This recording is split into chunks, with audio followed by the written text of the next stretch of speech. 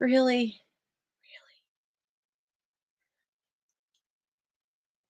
Okay. I've just spent the last, 3 minutes talking to the phone, not realizing that I had not gone live yet. Welcome to Nancy's brain. So hi everybody. I had started to put this up, and I would, as soon as I did the little hair wig pin that I stuff into an encyclopedia, American People's Encyclopedia Yearbook for 1965. Um, as soon as I did that, the pin popped out, and that's what holds the camera in place. So I started talking, and I was talking to no one because I hadn't gone live yet. Let's see if we can. Come on. Straighten up a little bit. That's better. Much better. A little cockeyed, but any dab will do you, right? Some days. Nora's here. Val is here. Hello, ladies. No, I don't want to be in top chat. I want to be in live chat. And I want to not sneeze all over the place. Oh, hello. Oh, yes, I went and messed up your box. What's the matter? I'm being interrupted already by Cat. What? Oh, I'll be right back, guys. There's cats in the basement. I have to go let them out.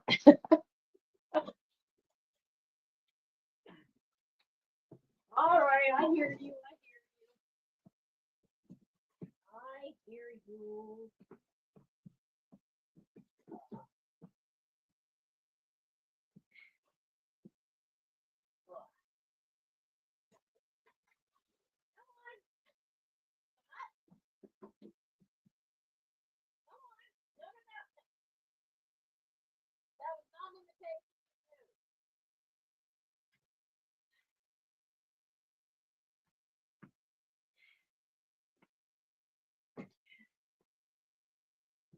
Oh my goodness.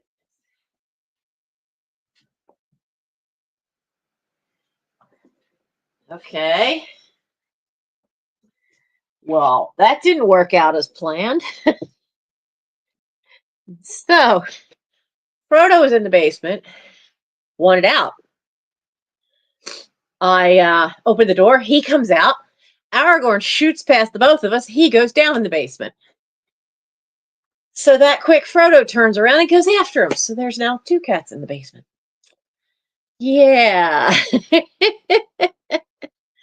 Oh my goodness. My goodness, my goodness. All right. I am trying to work ahead tonight and didn't quite get it. Oh, they've restocked the chocolate Earl Grey. You know, I just last month finished the last of that because I I had to have one cup on like a special occasion, and because it's so good. It is so good. Um, let's see. I was trying to be smart this time and make a list with the numbers already set and on there, and trying to everything today has been.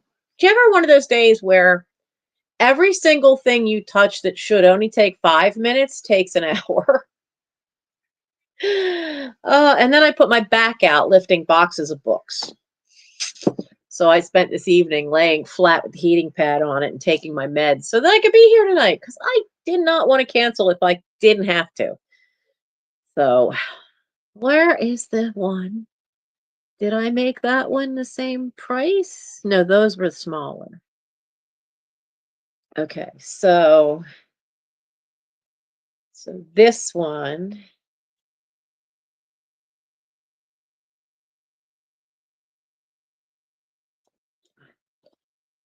I found a lot of books. Some of them are in brand new condition because I never read them.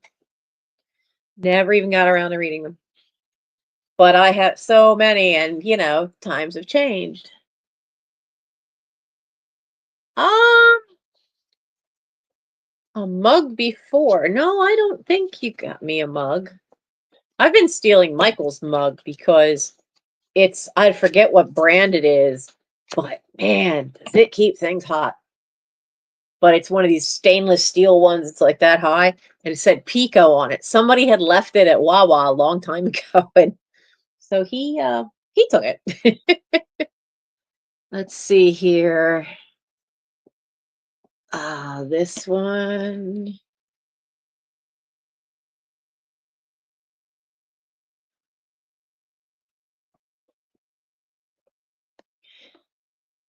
Da, da, da, da, da, da, da, da. Put a number in you.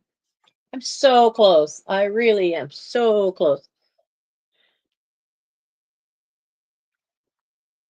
Come on, get in there. It started off being a rough time of it because we had a death in the family. Um, one of my well, they're all older than me except for my cousin Michael, but he passed away. He passed away already. He was younger than me.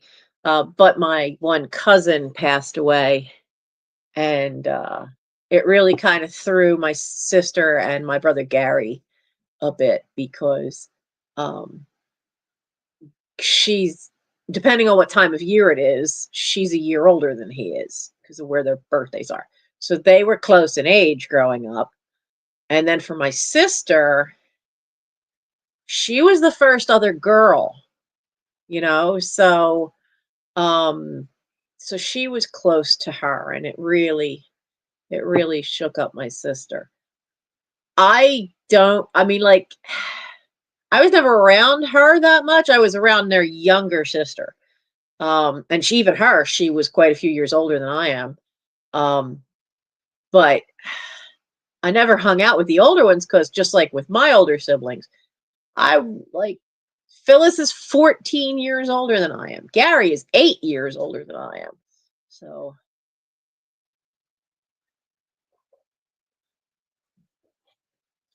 and it's hard to think that my sister's in her 70s now. I haven't even hit 60. And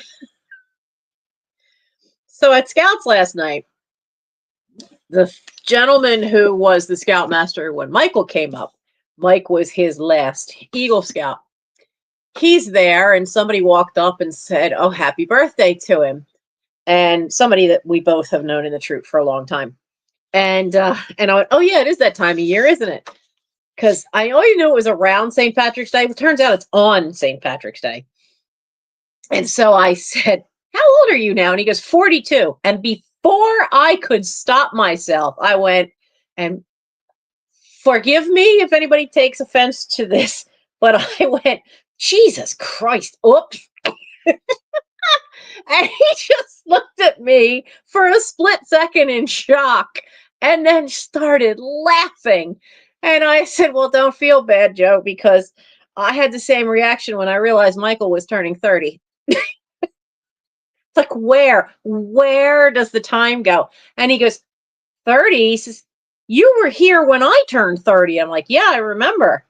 We found out it was your 30th birthday and I brought cake."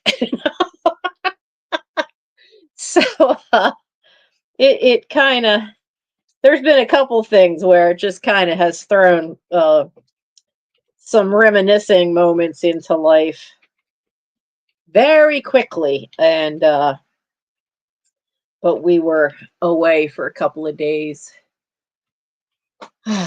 And then, wait, what? No, I can't find this one. Did I spell Penniman wrong? Okay, let's try. I have one book here that I'm just, because sometimes I have religious books for you, and in the stuff I have, and some of you have been interested in those. Penniman, yeah, Penniman, Josiah Penniman. No, No. Can't find him. Well, the book's from 1920, but I was wondering if it would be worth more than that. But it's also in great shape for a 1920 book.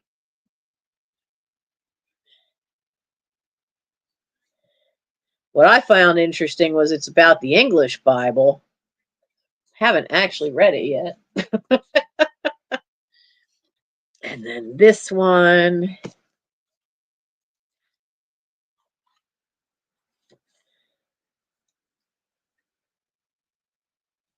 And so how is everybody else doing? Um, I know I was worried about Lisa from flipping crazy because she was right in the path of some of those really bad storms that went through. This is another one from 1927.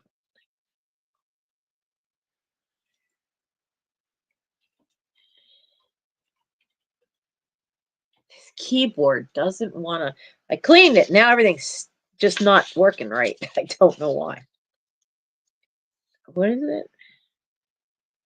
Copyright 1904. Cool. William Arms. My apologies for not being 100% ready. Oh,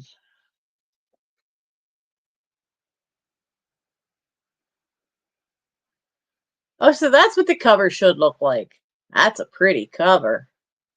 All of the gold has worn off the cover of this one. There's a little bit of there, but it's where'd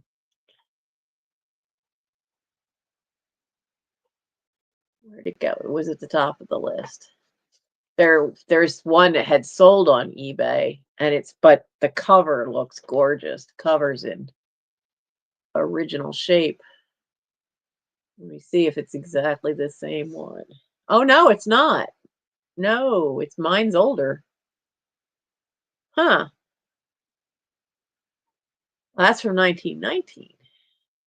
Huh. Well, I think that one might need more research. I found two that need more research. So, I hope everybody's having a good time with the way things have been. As far, don't worry, I'm not talking politics, but with the way things have been for the weather. There we go. Oh, that's wonderful, Linda. Top 10 best teachers in America. That's fantastic. That's consider the amount of teachers there are. That's a high honor. There are so many. So we have 10 people watching now. Thank you all for coming. Michael was trying to teach me how to use Canva. I keep trying to tell him I want him to take over making my thumbnails because he knows what he's doing. That took me way too long to figure out how to make that thumbnail. And I was getting more and more frustrated. And he's like, see, this is why I don't want to help. You get all wigged out. I said, this is why I want you to help. I will tell you what it needs to say and then let you go off and do it. And I will use whatever you make because I don't know how I even put it together because I don't understand anything about how it works. I just, at least it looks nice. Looks nice, looks clean. I have no idea how to get the logo on it. He would probably have better luck with that. So, um, what state, Linda, what state is your son in? I know in this area we've over the years, there have been one or two teachers from Strathaven, which is not the school district I'm in, but there have been one or two teachers from there that have gotten on to the teachers list. Oh, he's in Pennsylvania. Okay, cool. So we have Strathaven's one of the usually in the top 10, but I think they slipped last year out of the 10 and were like number 12. But Strathaven High School is usually one of the top high schools.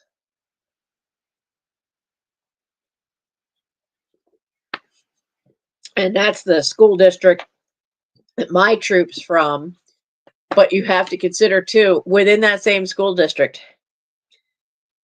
there's not just my troop. There's another troop that's based in Wallingford and another troop based in Swarthmore. Plus, there's a girls' troop based in Swarthmore. So there are 4 scout troops, Boy Scout troops, that are all from that one school district, from that one high school. And then we have 3 Cub Packs. The Cub Packs are having a hard time right now. So part of it is because like we just got an influx of kids, and we were expecting 6. Then it was 8. Then we had ones that just showed up. Then we had 2 more that decided. We've now had 12 kids walk in the door in the last 2 weeks. All 11-year-olds. So that's a lot. But some of them are the last sibling of kids who are already in the troop. So now those parents have left the pack and were doing a lot of the stuff. They were a lot of the volunteers within the pack. So now 2 of the packs lost a lot of their adult volunteers because they've moved to the troop with their kid. So that makes it a little harder. But we still manage. Let's see. I haven't got rid of those boxes yet, but I have all of these here. Then there's 2 behind that I really think we're probably gonna that are gonna be offer ups. Just because they're really kind of outside the realm of, and I'm not quite sure how they'll go. One of them's gorgeous. It's one of the kids' books I had growing up, and I absolutely adore it. But it's time that it doesn't live in a box anymore. So, oh, that's still very, very cool. Mike got news. Now, I don't know if he's going to take it yet, but he's edging closer. He's got a lot of questions about how are they going to do it. So Mike always knew. I was very honest with him. Since I was not allowed to adopt him and only had guardianship, legal guardianship, when it came time for him to go to college, he'd have to find his own way to pay for it because they're not going to go by my income. They're going to want the information from his parents. But his mother was deceased. And somehow my brother did something and messed up the FAFSA paperwork, which is the Federal Student Loan Association. And so he didn't get one. Meanwhile, he's been working ever since he graduated high school. He'd been working at Wawa. Wawa had a program where if you were not part of management. Now they don't consider the 3rd shift supervisor part of the management tier, but you're a 3rd shift supervisor. That's still, you're the one running it all night long. They had a thing where he could go to school. They paid 100% of it. It was 1 class at a time as an accelerated course, and it was all online. And that's how he got his master's, his bachelor's in business administration. So now something has popped up. It's a different school, but it's a very discounted rate for him to get his master's. Now he'd have to get it in business administration, and he's got a lot of questions. But it's been put on the table through Boy Scout Council office, through his job. So he might, if everything works out right, he might have found a way to get his master's degree in a way that won't bankrupt the kid, because it is a great discounted rate. It is online. That's all we know about it. We don't know if it's pre-recorded so that you can then watch the classes when you have the time to do them, or if you have to be there to watch the classes live. Because if that happens, then that's harder to juggle around your job. Much harder, especially when his job has him on the road driving around, um, and into the office sometimes. So with any luck, because he said he still would love to have a job where he was teaching, because he would love to teach in high school. So with any luck, he could think about, he still has that, in his mind as an option, because he doesn't want to stay working for a nonprofit forever. But that was a nice surprise to have pop up, that he has a chance. And that's a great thing, because some things, and this is why he and I went to the Florida Keys with the Boy Scout troop, the high adventure trip. When were we ever really going to go? Sometimes you could look at things and go, oh, I've always wanted to do that, but I'll do it later. I'll do it later. And then a possibility of doing it falls in your lap. And then it's like, well, do I want to completely reorder what's going on in my life to be able to take this opportunity or not? Because what are the odds of this coming around a second time? First of all, what were the odds of it coming around for a master's? So I'm hoping he takes it, but it's not all free. It's just a very reduced rate. And I started poking around at some schools that do online master's programs, and it's usually it's just over $1,000 a credit. It is a third of that, and a credit, and then he will get credit for having done this wood badge training through Scouts. So that's a plus. So at least for him, things are looking great. For me, things are better. Physically, things are much better.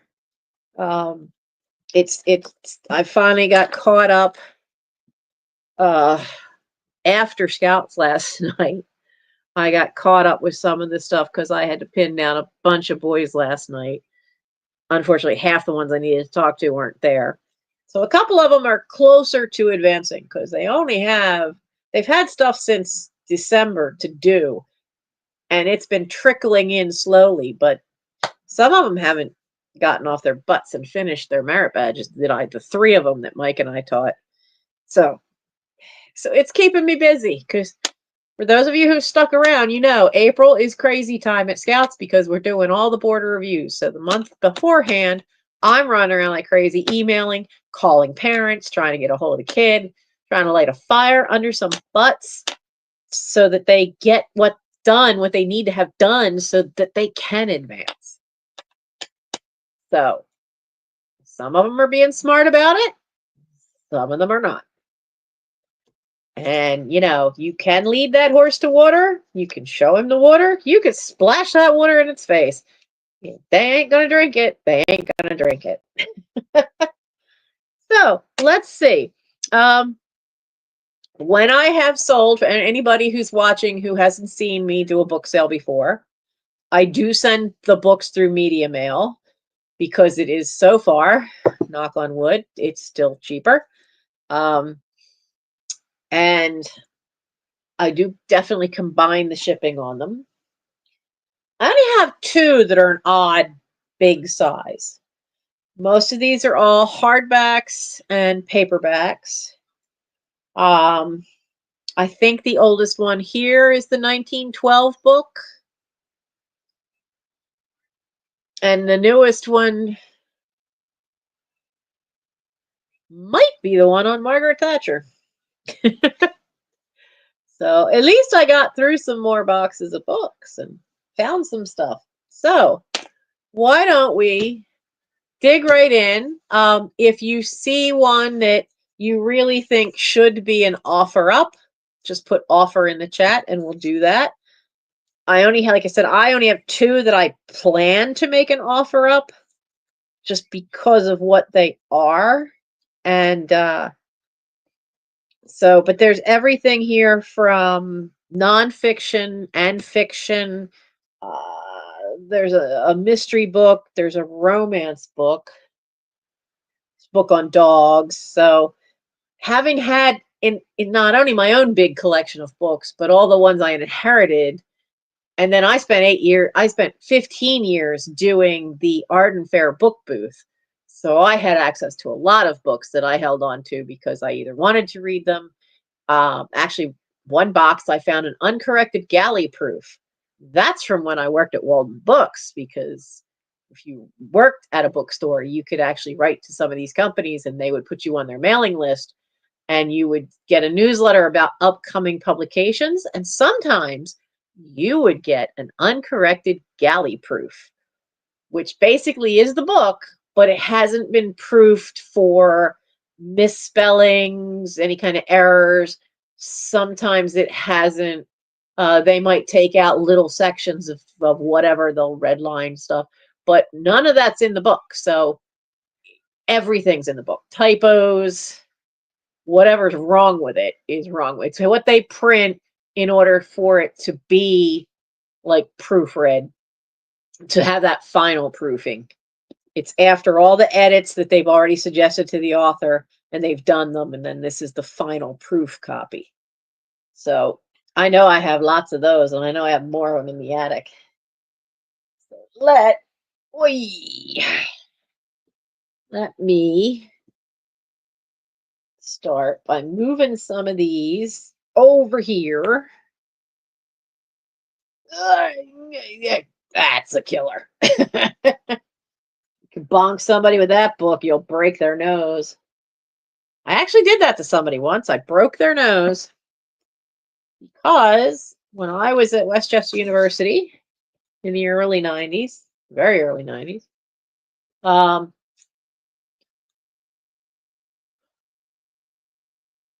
'84, yeah, 89 to 90, and then 90 to 91. There was somebody who was stealing purses for women. And I heard feet. It was late at night, and I'm heading into the library, and I hear somebody running up behind me, and they grab the bag off my shoulder. But I had learned always hang on to the strap. So I had my hand down low near the body of the bag. And so he ran, my arm went out, and I yanked him back. And because I'd already had close to the bag part itself, I just grabbed the other thing, and then I went slam right into his face. I don't remember which book it was, but it was one of those, 3-inch thick hardbacks, and I broke his nose. Blood's gushing out everywhere. Security guards saw what happened. Security guard that was right inside the library door. And he saw what happened. So he goes out, and the guy's right away screaming, "She's attacked me." And he goes, "No, you didn't." So they called the police and caught him, and it turned out he finally confessed to being the one who kept stealing stuff. I don't know why. I never even had to testify or anything. I don't know what happened to him, but they did tell me I broke his nose. It hit so hard, like it just blood gushing everywhere, and I know his nose was like it was no longer straight. Part of it was over here, but it's because I slammed him in the face with a book. Books, you gotta love them. Not only can you use them for reading, some you can use for a doorstop, and some you can use for self-defense. Oh my goodness. So, oh, Warren is here. Lou is here. Hello, hello. That's all right, Lou. You can always see the repeat tomorrow, darling. I know I'm late for some people. Heck, by my standards, even it gets kind of late, but I'm a night owl, so. So, yeah, Warren, a couple of us have been worried about you because we hadn't seen you in a while. You and your mom doing okay? I hope so. Oh, and I answered, Warren, I answered your message about those Daisy Kingdom pieces, but they aren't books. Those are those are pieces of fabric that you would cut the image out. So I didn't know if you still wanted them or not. So okay. I need to do one thing. Where did I put it? It's not in my pocket. That's not it. Oh, now I lost my handkerchief. I lost the phone charger. So, uh-oh.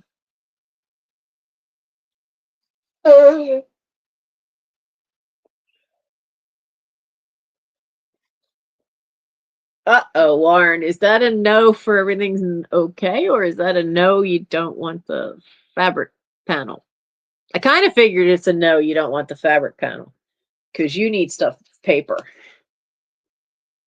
Yeah, that's for the fabric pieces. So I have, well, that's more for junk journaling. I had to look around because I'm sure I have more stuff. Yeah, no to the fabric.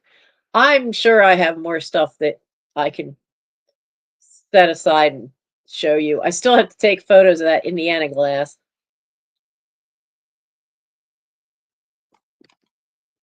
Oh my goodness.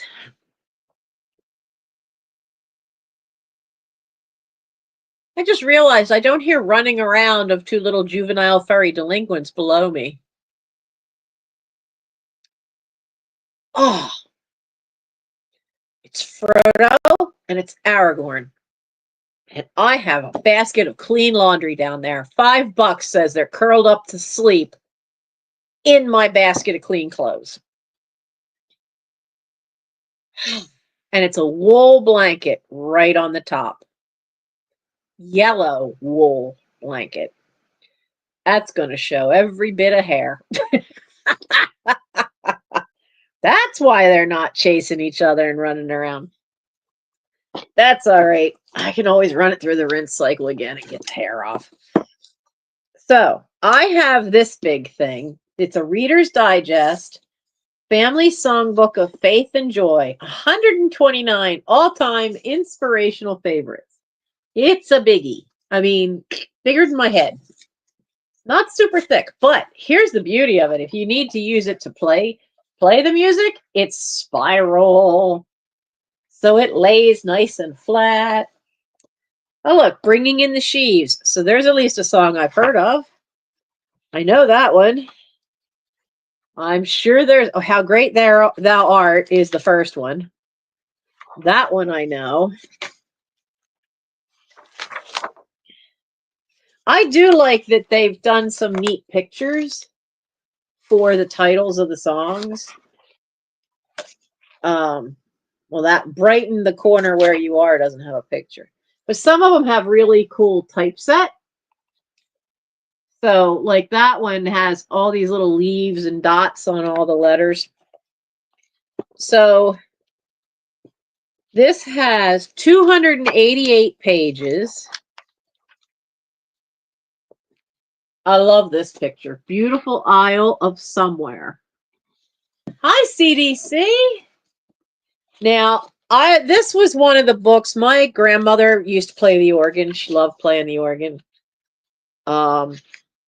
Look to the Rainbow. That is not a hymn. Neither is The Sound of Music. So, okay, so there's a couple of things sneaking in here. And, but this was one of her books, and nobody here knows the organ is long gone. Nobody here knows how to play the piano that's over there. Piano needs to be tuned anyway. So if you want this, you can use it then if you need to. It's a great stash of big sheets of music if you want to use it for junk journaling.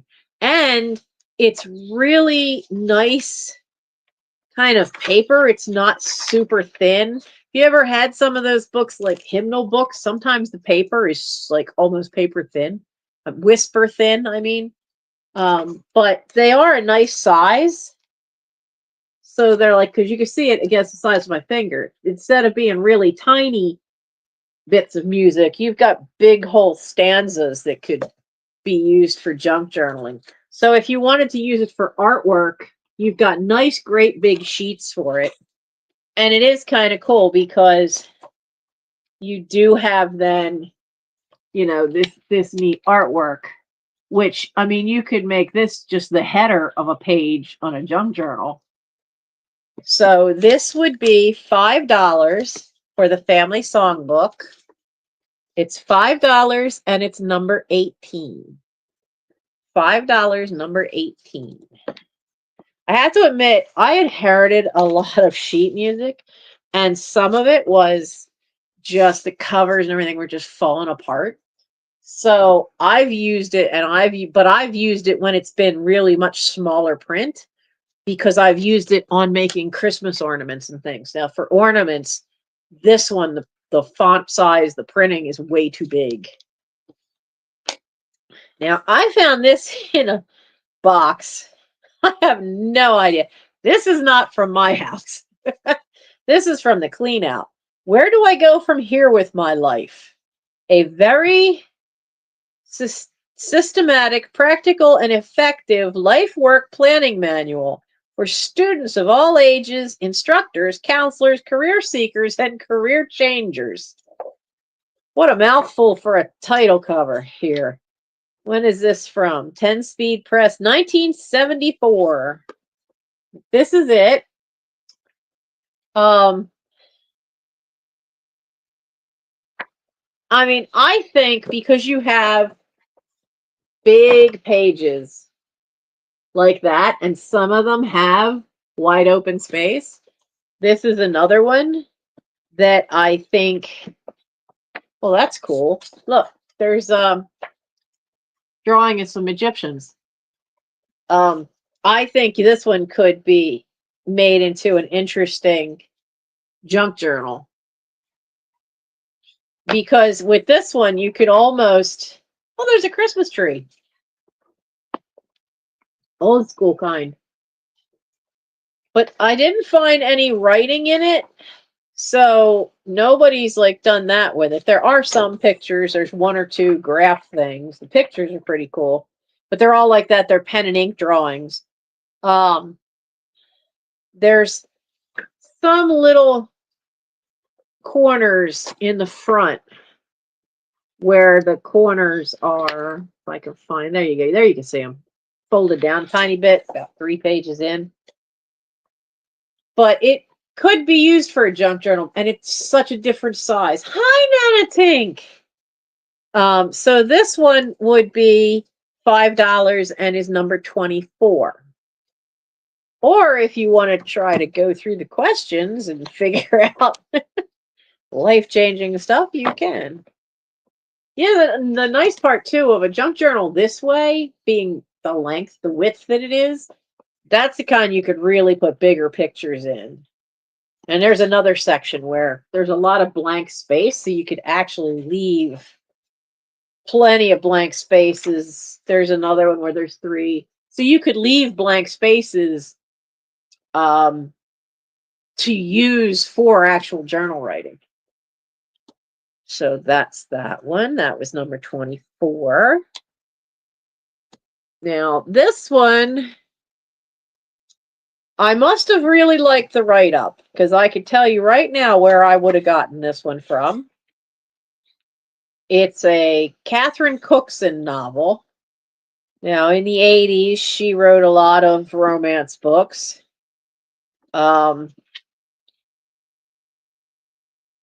Well, they reprinted a lot, because I know she was earlier than that. But I know she was started, she got an award in 1974 for writing, and another one in 1968 for writing. She had nearly, at the time of this book, it says she has nearly 60 novels to her credit and worldwide sales have now passed 25 million mark. Because I'm sure this is one I used to get, and they do still have a website. I used to get a catalog. It came like a newspaper, and it was Edward R. Hamilton books, and they give you a little blurb underneath. And I, if I saw one that I really thought I wanted to read, and I probably did read this one, considering which box it came out of, was all stuff I had read. But it's not one that I'm gonna read again. So if you like Bridgerton period kind of thing of romance novels. I mean, she's the local parson's daughter. She ended up marrying up. Of course, the staff all got snotty-nosed about that. But apparently there's some big she demands some changes, and it turns out there's some big family secret. But she does end up, of course, it's a romance. She's going to end up in the right place. I think one of the reasons I bought it too is that the parson's daughter's name is Nancy. But it is a nice romance novel. There's a little bit of a mystery to some of it. But this is a good hardback. It's in excellent condition. This is one of the ones I did not write my name in the front of it, like I did for some of my stuff at Once Upon a Time. So Catherine Cookson is the author. The Parson's Daughter. It's $5, and it's number 55. Most of these tonight are $5. There's some less, one or two that might be more. But so there's the Parson's Daughter. Now, how can I do this so you don't fall over? There we go. Now, my pillow's sliding off the chair. So, yeah, Tink, it's been a minute. And then I wasn't on consistently because I kept getting little health issues, but things are going good now. And the other good news is it's not hernias. It's not great news, but it's good that I don't need major surgery yet. But now I know what I'm dealing with, so there went a lot of stress. Because every time I'd get really bad pains, where we thought it was an abdominal tear. It is an abdominal tear, but it's not the kind that gives you a hernia. It was a tear of the muscles, because you have a band that goes across your stomach and then goes across and then attaches here and here, and both of mine are partially ripped off and not attached. That's what the traction therapy did. So now that I know that, though, it's funny how less stressed I feel, but I think it's because hernias because I would feel severe pain, and I've even gone to the ER for it, and then they go, well, we can't find anything, because by the time they poke and prod at you and then give you meds for the pain, they couldn't find anything. And hernias, though, that get constricted can be dangerous. Oh, I'm hearing dripping. It's raining outside. So I always was in a bit of a panic. So it was always very stressful if I started feeling abdominal pain. Now that I know it's just because there's damage to muscles, it's a lot less stress. Even Michael realized it. He's like, you're smiling more ever since you had that test and found out you don't have to have major hernia surgery. So, and it's funny, is like I kept putting it off, because I kept thinking, well, if I have to have surgery, I need to have certain things in a row. And now that I know I don't need it, I realize how much time I wasted being so worried about having enough to cover my own bills and the finances of it, that I should have had the test done earlier just to give me the peace of mind. Because worrying about stuff especially about your own health, it really drags you down without realizing it. So I had some days where it just would really get to me that I had so much wrong with my body. So, hello, John. So I'm glad I know now, because now I know, and it's a whole different way of, now that we know what it's not, there are some things I can do to help alleviate it, certain specific stretches. So I do those every morning. I've just added them to the routine that I have to do for my spine. And it's definitely helping some. So that's all good news. It's all good news. Now, this book, I know I read it. Let me put it this way. I read this so long ago that I can't remember. It is Margaret Thatcher, The Downing Street Years.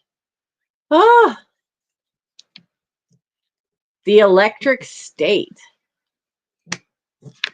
I don't know that one. Now, with this one, you can see little brown. That is what they call foxing.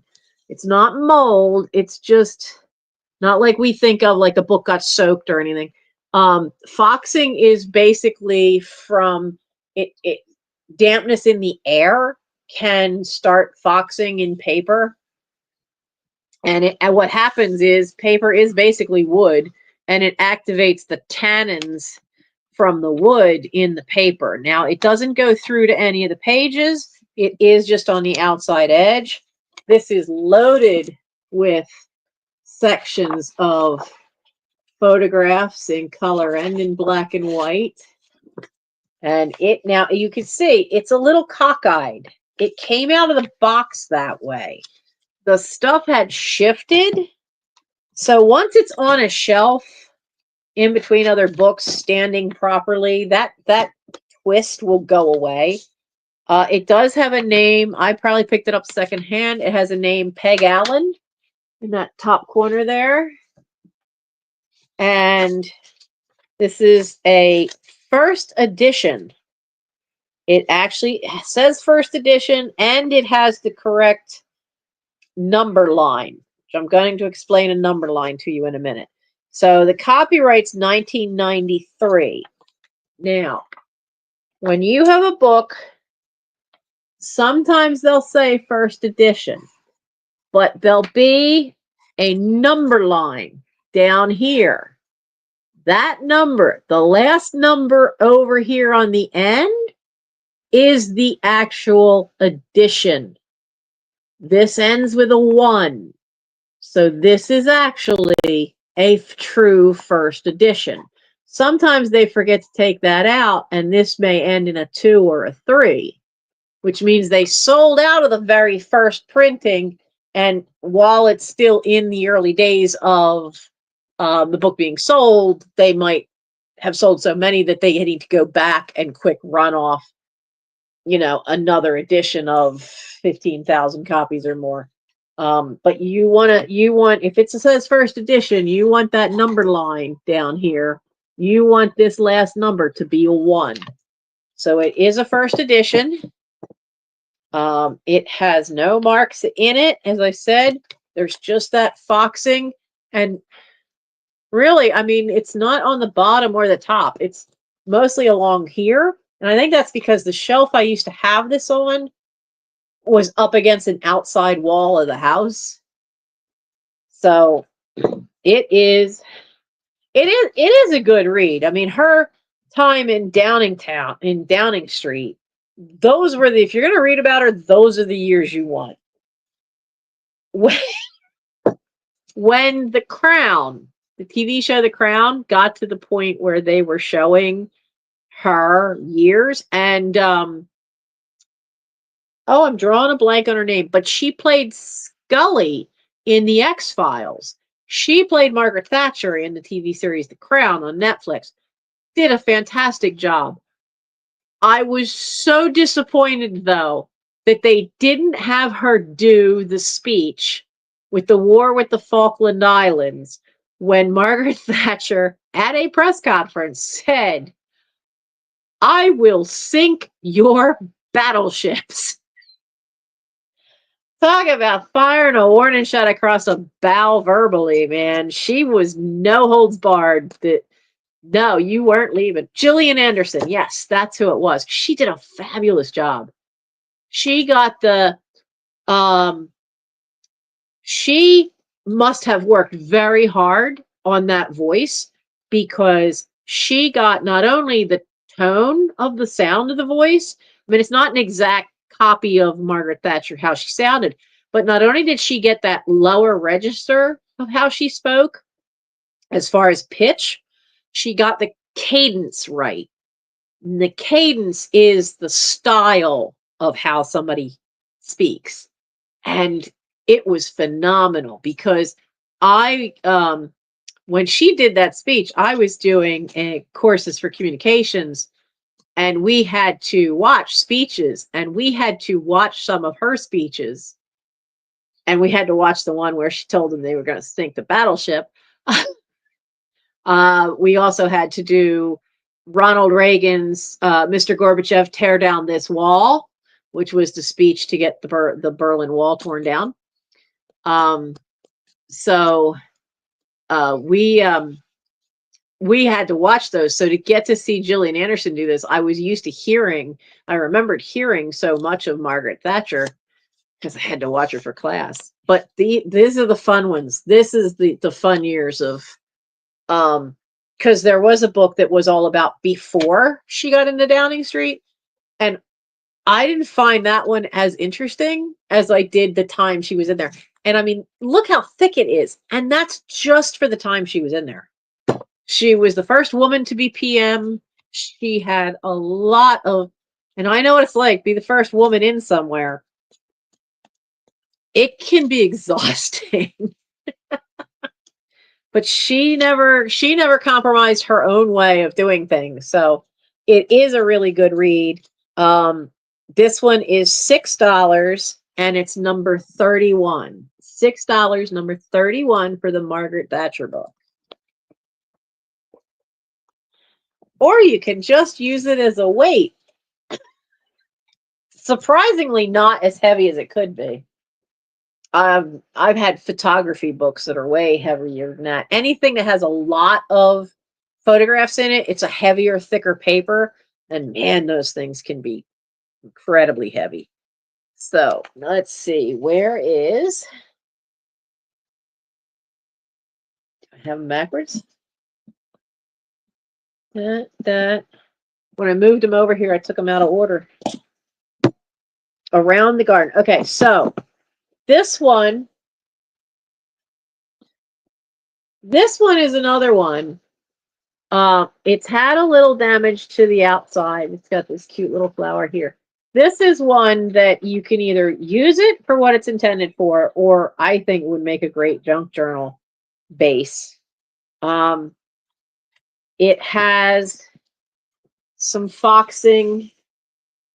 You just see it on the end papers in the back, which comes from whatever happened here. But that's how I got it. And then I never actually, I read it, but I didn't use it. So it goes through the different months. And for each week, there's a page to take notes. And it is a gardening book. But all these pages are blank.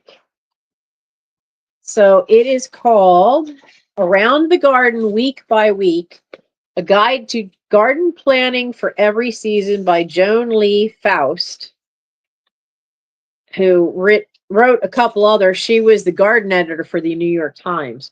And this has copyright started in 1957, going up to 1965, because some of the things in here were things that were, the reason this has so many different copyright dates is that some of the stuff that's printed in here was printed in the New York Times, because she was their columnist for the gardening stuff. So you have to then, if you're copying something you've already printed before in another format, you have to put the copyright date for that little piece. So if you had some of it, hello, Lenny. If you had some of it printed before in like the newspaper in 1957, but you're using it in this book, then you have to include the 1957 copyright.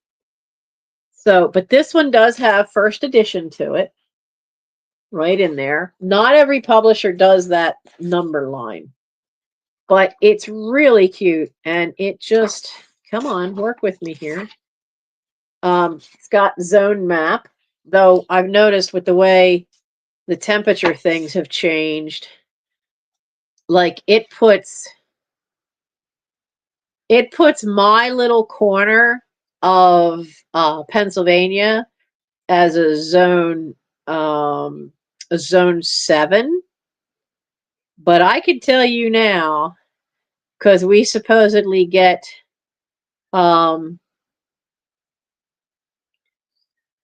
average annual minimum temperatures 0 to 10 degrees Fahrenheit. Well, not anymore. Our winters are rarely that cold. Our average now is zone 8. It's definitely gotten warmer. Zone 8 is the minimum temperature is 10 to 20 degrees Fahrenheit. This winter, we had 2 nights that got in below 15 degrees. 2. And you can bet I went out and grabbed Grumpy and made the doctor come in and sleep inside the house. So the first thing is spring, and you've got this nice picture there. But I was looking to see what month it starts with. So it starts in the spring. So it starts with March and then goes through to February. But the way it's done is one side will have all this information. Like this one has Furry Nibblers. It has for this week, things to do for each week, and then a page to make your own notes.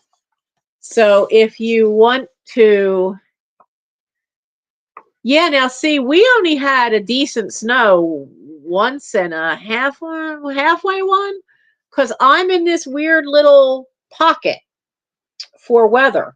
We will have stuff come up from the south, and if it's coming in from the west and southwest, I think they're coming out of the basement. What happens is it somehow hits and will split, and some of it'll hit Wilmington, Delaware, and go just below me, or it'll head up towards Philly and go above me. And because I'm in this little pocket on the very, like, Delaware's like right here, and we're right on top of it. I am right smack in the middle between the Delaware state line and the city of Philadelphia. If you go up that I-95 corridor, Chester is right smack in the middle between the two. And for us, we have the weird little, I don't know if it's because of where the mountains are or what, but now if it's coming in from the east, though, it comes right up that Delaware. We're in trouble. Then it's a hot mess. Let me see where it is, just for giggles. Here it is. It is March 20th. Where's March 20th? First week. Yeah, because they don't have the date. They have like first week, second week, third week. We're going into what? Let's say the third week. Because I want to know what snow mold is. In areas where snow remains on the lawn late in spring, snow mold develops. This is a fungus that causes gray-white discoloration on the grass. Not in my area. I don't think I've ever seen that. Talks about you could put lawn fertilizer out the third week of March. That now's a good time to make sure that you have all your pruning tools sharpened, because now is the time to sharpen what you see were dead branches that died over the winter.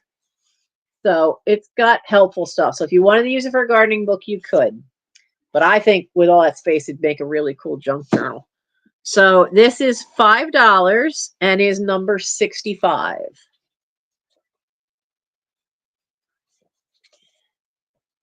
You guys hear me prattling on. Where is the other one? Is this it? This is it. Johnstown. Is that the Johnstown that had the flood?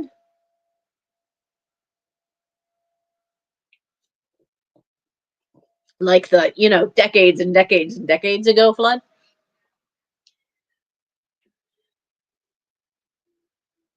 Yeah, I mean, winters in Pennsylvania, Mike looked at pictures and like there was an igloo that my brothers built. It was right on the edge of the front lawn because we didn't have enough snow.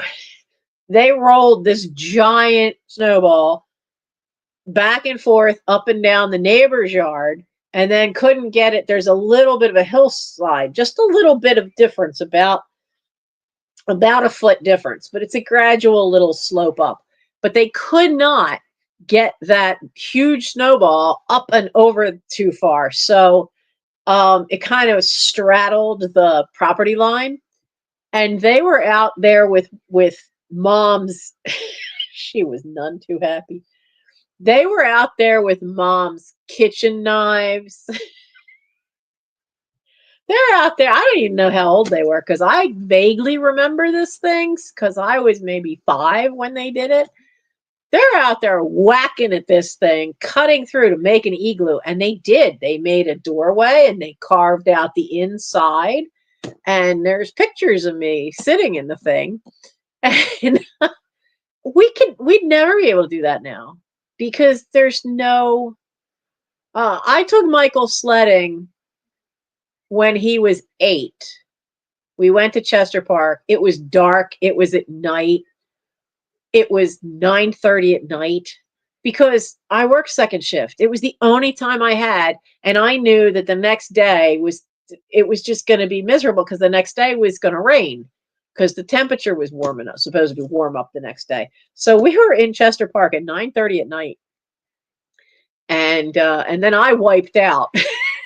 But somebody that lives right along the edge of the park was hollering about you kids. And I'm like, no, just one kid and I'm the mom. But I work second shift and this is the only time we can do this. We'll try not to make too much noise. Sorry about hearing me scream. I wiped out. So they were like, oh, I thought it was just kids. I'm like, no, I'm here. And he goes, well, if your mom's here, it's all right. You guys do what you need to do. But honestly, I mean, I couldn't take him sledding after that. We just never had the snow. It never stuck around long enough. Or we didn't get deep enough. So, and he's 30 now, which sucks, man. All that money I spent on getting a good flexible flyer. You know what the really funny part is that how I wiped out. He goes down this nice steep of a hill. He goes over the rock. Over. He's fine. He bumps up a little, but he keeps going. I'm bigger. Not as big as I am now, but I'm bigger. And I hit the rock. And I'm laying on the sled. And I hit the rock. And the sled goes this way. And I go this way. And there it was. We measured it with our feet to try to figure it out. And I went about 8 or 10 feet on one runner before I flipped.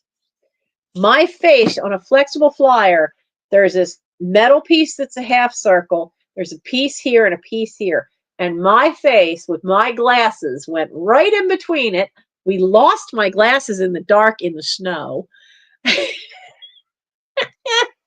I wiped out spectacularly. Snow flying everywhere. And the only thing I worried about is, where's my glasses? But I had a little bit of a bruise here and here. Hi, honey. Come on. I had a right angle bruise. Come say hello. Say hello, Aragorn. But yeah, and it was better than when I was a kid and I wiped out and it was the creek or a tree. So I opted for the tree. And the problem is that I didn't realize it as I kind of went sideways into the tree, is that right below the tree was a slush puddle. Oh, it would have been a fabulous to be able, because I kept trying to balance and get the sled to go back, but I just couldn't quite. So I ended up running for a good distance on a runner on just one. It would have been great. That's the kind of story Mike's like, you should write that down. So I did. It's in the book. Hey, you gonna say hello to everybody? Aragorn, you gotta go say hello? Oh, I hear purrs. He doesn't purr very loudly. Gimli does. If I were holding Gimli and yeah, you would be able to hear the purring because he's like a motorboat. I see that a lot where people take a pair of old skates and then prop up a flexible flyer and have it as a decoration on their front porch. I'm too close to the park. Somebody steal that flexible flyer, and they were way too expensive. Now, my dad's ice skates are still I think, hanging from the rafter in the attic. It's been there forever. So, sweetie, I gotta finish this because I don't want my phone. I couldn't find my charger, so I don't want my phone to run out before I'm done selling the books. Yeah. Can I put you down? I need to put you down. No, no, no, no. Don't get comfortable. Y'all seeing this, right? How many other times have we seen him struggle to get away? And now he's putting his head down. You need to go down. Yeah. I need to put you down. I know you don't want me to. There you go. I'm also sliding off the chair. Oh, don't give me that dirty look. Mom. Yes. Ugh, now I got fur. Ugh. Oh, my goodness. Yeah.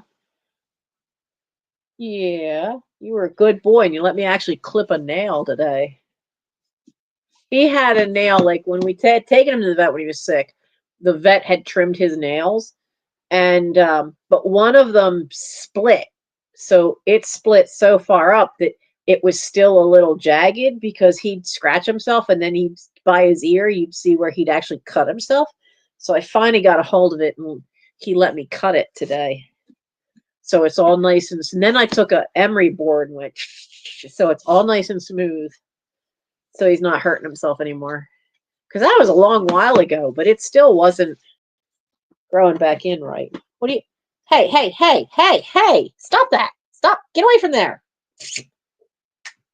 No! Stop biting the cords! You're going to electrocute your dumb self. You with the smooth brain, come out of there. Get over here. Get. Come here. Come here. Come here.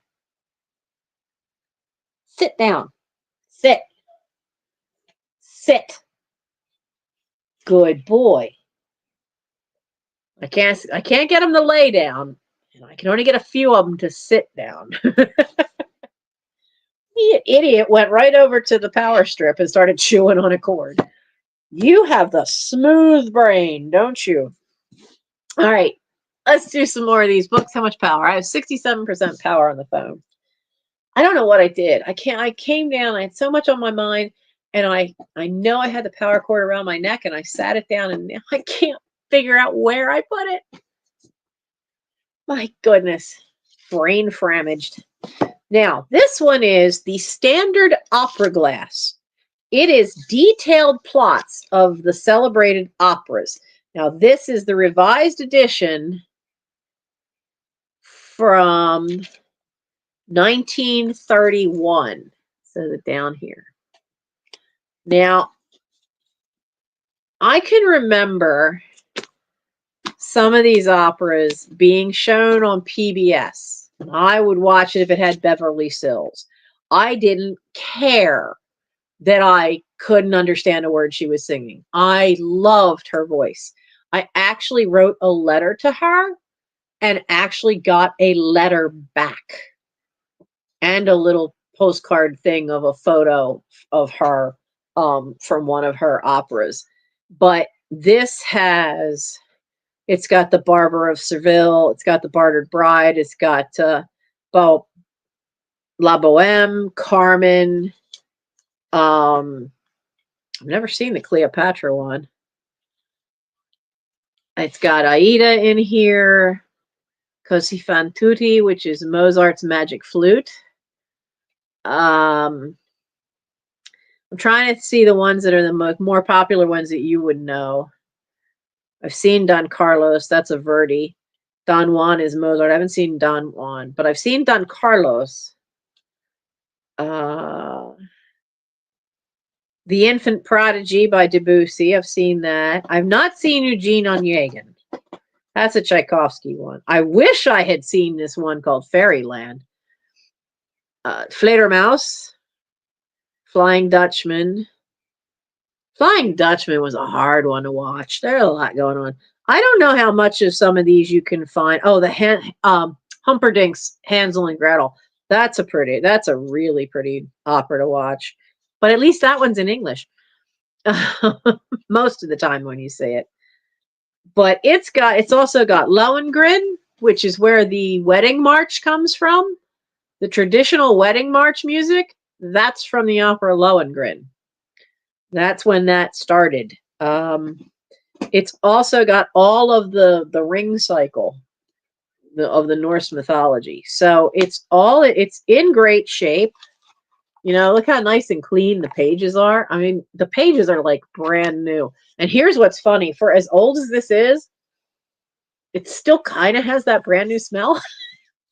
But I picked it up because it had, oh, there's Capelia, because it did give these really nice write-ups in English of the plots, because they didn't always have subtitles back in the late 70s and early 80s when they would show these things on PBS.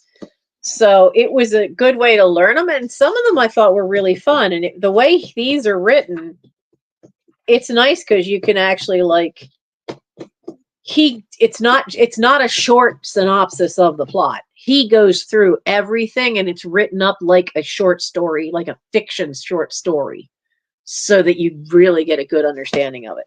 So if you are interested in learning what some of those plots are for some of the most famous operas, and even more, because there are 1, 2, 3, 4, 5, 6, 7. There's 7 pages of operas. It's full of them. Some of them you're never going to have heard of. So there's a lot in here. So this one is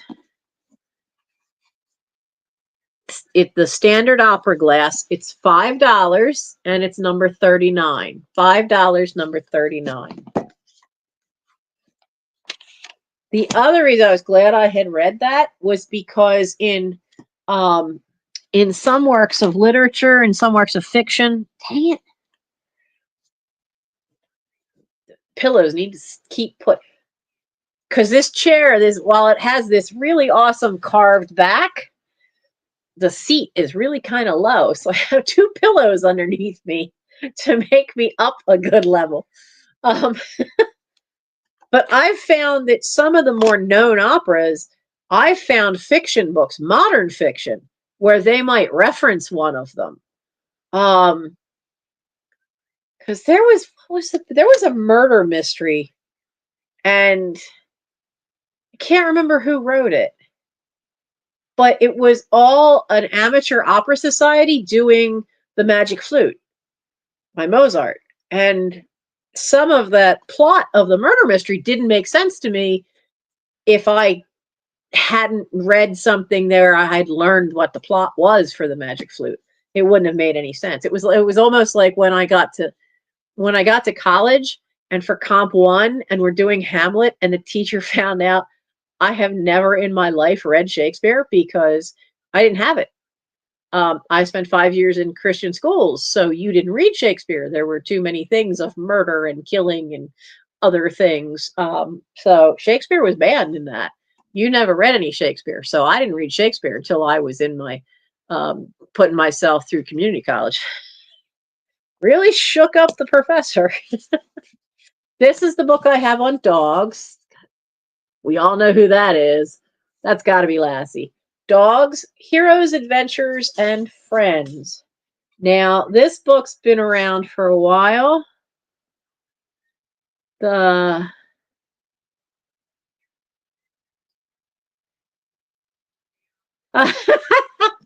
So there's an inscription at the top, which made me laugh.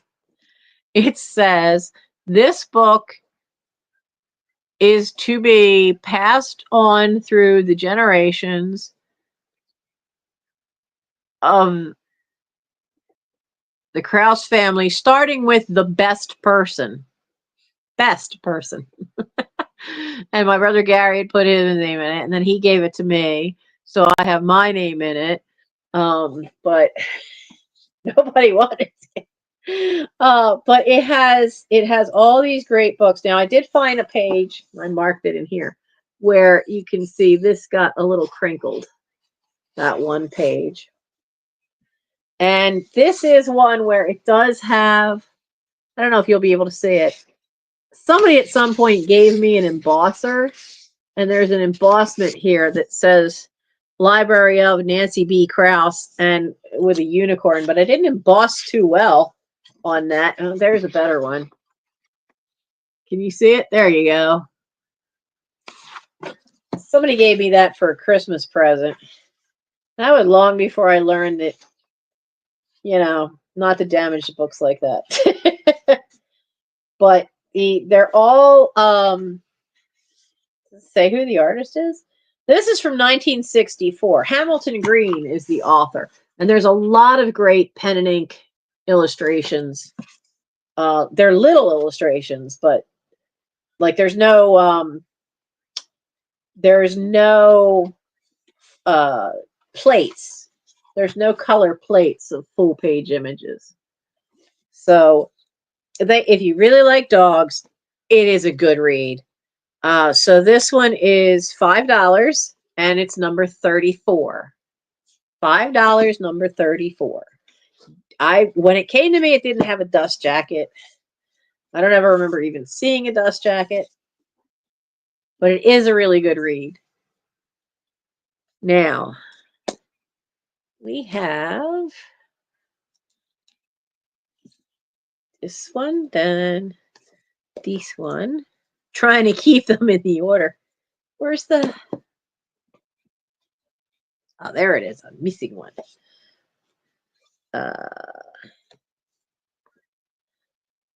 That one, that one.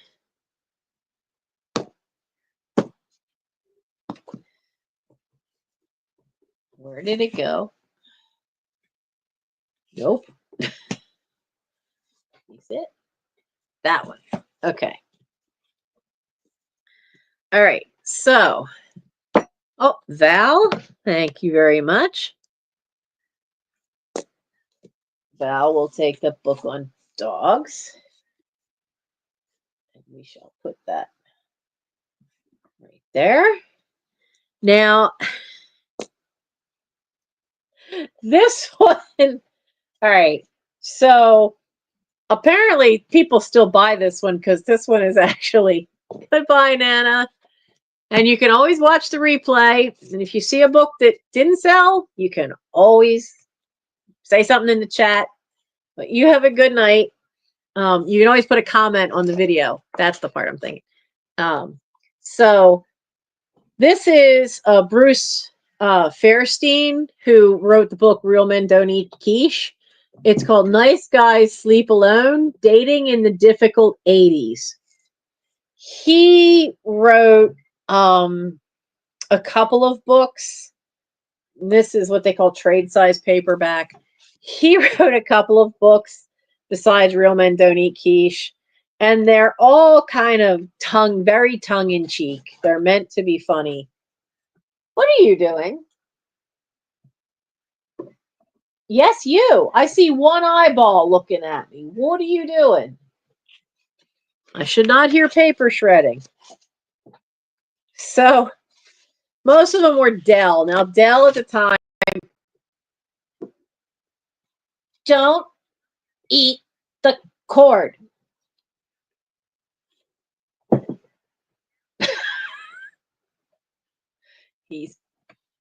He's being a little kid is what he's doing.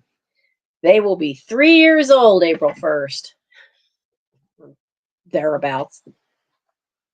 Yes.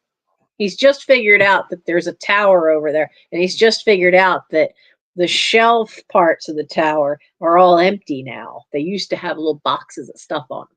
He just figured out that they're empty. They've been empty for 2 weeks. He hasn't figured it out before. Now he's over there playing and trying to mess with a cord. But this is from 1986. It's a 5th printing, but I was looking if it said some of his other books, but I don't see it. But it's in great shape. I mean, I read it once. There's no writing in it. There's not even a crease in this. Not even a crease. This sucker looks brand new. Look, you can see the gloss still on it. There's no creases here. So it doesn't look like I read it, but I know I did. It has female dating styles through the ages. These crack me up. So the dating style, this cracks me up. The first thing it says, if they're drinking alone, at 17, it'll be a Diet Pepsi. At 25, Diet Pepsi. 35, Diet Pepsi. 48, Diet Pepsi. 66, Pepsi. But if they're drinking on a date, 17-year-old will want beer. 25 will be a Black Russian. 35 will be a Diet Pepsi. 48 will be champagne. And by age 66, the woman will be drinking whiskey sours. So I have read his other stuff. I think he's really funny and tongue-in-cheek. So he's look, he's even got peaks and valleys, times versus emotions. I don't want to open it up too much. There's even a comic that he got from somewhere, but it is really tongue-in-cheek. And well worth it. It's very fun. Nice Guys Sleep Alone. And I mean, look, remember when that kind of artwork was all over the place in the 80s? So it is $5. I mean, you could even give it as a gag gift to somebody. It's $5, number 82. His Real Men Don't Eat Quiche was the first one, I think, that he put out. And that was a riot. That was so funny. Because it was so my older brother's generation. That, meat and potato. Real men only have meat and potatoes. And they don't eat quiche. And they don't eat avocados. It was great. Because I read it and I just was like, oh, look, that's Dad. That's Dad. That's David. That's Steve. That's Gary.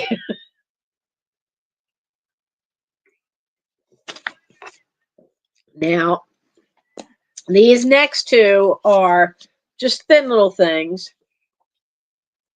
Now, you can either have it for the chance to learn about a place you might not get to visit. This is the Hagley Museum. Now, if I remember right, the Hagley was the Hagley the powder mill? No, there's a black powder exhibit building. Because, there's a whole, it's all was owned by the DuPont family in Delaware. But the Hagley, I thought, was the gunpowder mill. But this is a tour book from 1976. Yes, the original Powder Works. So the original gunpowder milling work still stands along the river. Now, the only writing I found, this is from the house clean out I did, is that it does have the last name of the family that it had owned it. Now, there are some pictures in color, but I don't want to open it up too much because, and then it's got other little black and white pictures, because it's a glue binding and it's old, and sometimes then I don't want to make any pages pop, but you can either use the images for junk journaling, or you could learn about the black powder exhibit and what years was this thing? When? No, that's information on the centennial was 1902. Okay, the main museum building was constructed in 1814 as a cotton mill. So the buildings there are at least from 1814, if not, I thought the powder mill was sooner. Because there's a couple of mills all along there, and they all were owned by the same family back then. So it goes back at least to 1814, the parts that they're talking about and the whole history of it. And it is a pretty cool museum in the state of Delaware. It's in northern Delaware.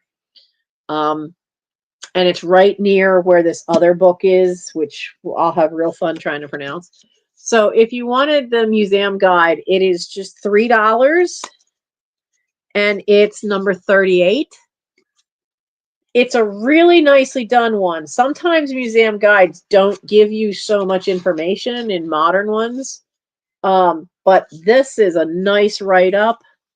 So it is like traveling there, even though you may not have the money to actually come to the area and travel. So it is a fun way to learn about some new place. So it's $3, number 38. Now I also have something that it was on that map that's in the front of the book. This is the Eleutherine, baby. I swear it's Elvish on this. ELEUTHERIAN Mills. I can't get my tongue around this. It might as well be Elvish. Did Tolkien do this? So this is the first office of the DuPont Company, built 1837. So that's the big house at the mills.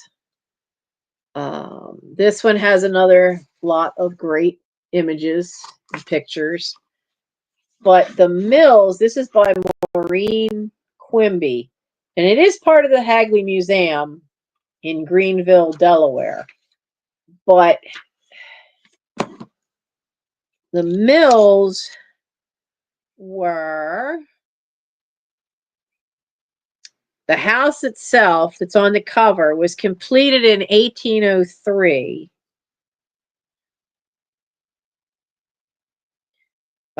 It was lived in from the family from 1803 until 1890, when a severe blast drove Mrs. Henry DuPont from the residence. I have no idea what that means. Did the powder mill blow up at some point? I wish that picture were in color. That's a gorgeous painting. But this is on the same property as the Hagley Mills, but this was basically the estate house, because there were more than just the powder mill along there. So it is a guide. It's $3. You get to learn a lot of history and some cool pictures. $3, number 71.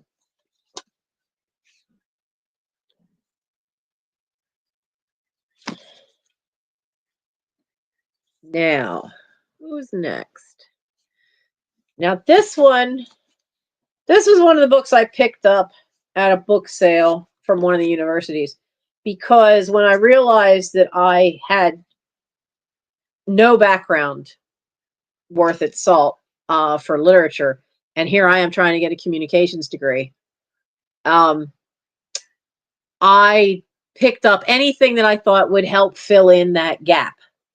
So this is one of the ones I got and read and loved some of it, but I had to laugh because who the author that edited, he's not the author, he's the editor for it, Joseph Quincy Adams, grandson or son, I've forgotten which, of John Quincy Adams. Now, this book was done in 1924. It has a little bit of a separation issue. You can see the webbing for the binding right there. But it starts off, and there are some pencil marks. You just faintly see them. Those pencil marks were already in there when I got the book. I did read all of it. They are, it's chief pre-Shakespearean dramas and sources of the liturgical drama is the first section. So it goes back to having some of the ones that the very first dramas were done in the church during the church service, which is what they call a liturgical drama. Usually these things were done around Easter.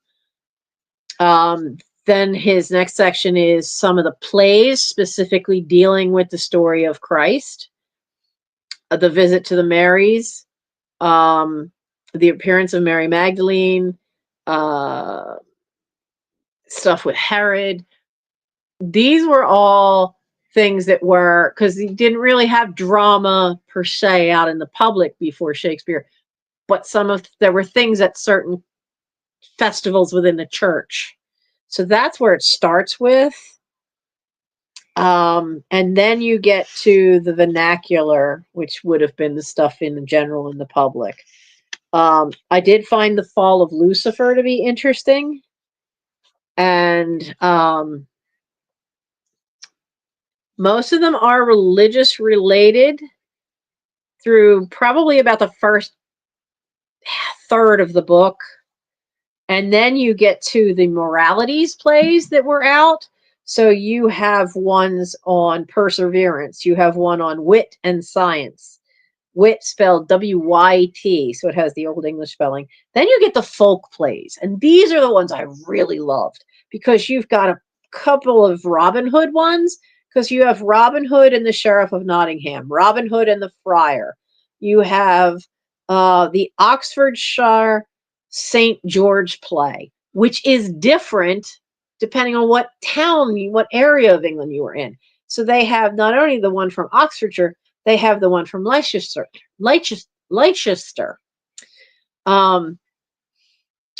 Then it goes into some farces and then school plays, which I never quite understood that one, and then some court drama. But I did find the early ones interesting because they gave it in. Now, here's the one for Peregrini, which is for Monday of Passion Week. And what they do is this side is in the Old Latin. And then, no, this side's Old Latin, and then this side's in English. Because when I was a kid, sometimes I would go to Mass with my best friend, Michael. And if you went to the earlier one, it would be all in Latin. Which sounded fabulous. But it has not only what they would say, but any responses, they're all in here. And I really found the beginning part to be really interesting, to find out that,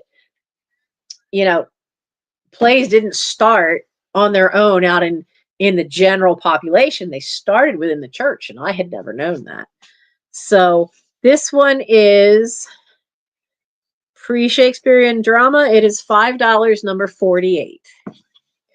Now, you guys can tell I have a very eclectic, very varied variety of stuff I read. And it was partly because of the fact that I knew I had these massive gaps in my education. I also hated being bored, and so I was an avid reader and would read anything I could get my hands on. Okay, now this one, do we have any Civil War fans here? I have to admit, I was debating about whether this one should be an offer up or not. I did find this one online. Cat fur on there. It's Civil War Curiosities, Strange Stories, Oddities, Events, and Coincidences. It is, the print is not too bad. It's a darker type, and the letters are it's a little bit bigger. It's not really what they would call large print, but it is kind of nice larger. It's from 1994 by Webb Garrison, who has written a lot of books on the Civil War. He is a well-known historian that's written everything from, he's written things that he would look for the little things to write about, like the little odd events and coincidences and oddities is what this one is. But he had other ones that were about particular regiments. Now, those are harder to find, but this one, it is fun. It's in really good shape. It does have some black and white pictures here and there. Well, there's one of Lincoln in some of his cabinet. So that's cool to see some pictures from the period, or paintings. Now, they all are in black and white, though. So this one is, I was going to make it 8 because I know what it's selling for online, but it's coming to you first. And I'm doing so much other stuff is already 8, is already 5. So, $5 or $6.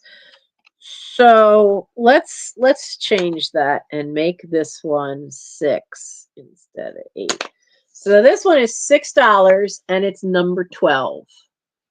And it is in very good shape. There's a little shelf wear to the dust jacket on the corners, but that's on the dust jacket. The page corners are still squared. The hardcover is still square. I've read it once, maybe twice, but it's still in like new condition. So that one is $6, number 12, for the Civil War Curiosities book.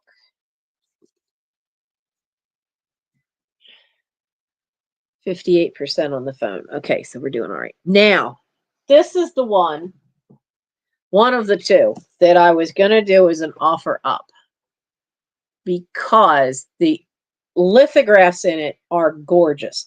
It is not the original cover. This is a book from Platt and Monk, who were the ones who, Platt and Monk were kind of the equivalent to, now I can't remember their name, Warren Company, the ones who did the Beatrix Potter books. This Platt and Monk was like the American version of that company, and then I think at some point they merged. But they were known for doing gorgeously illustrated books. This is, it's called 8 Little Indians.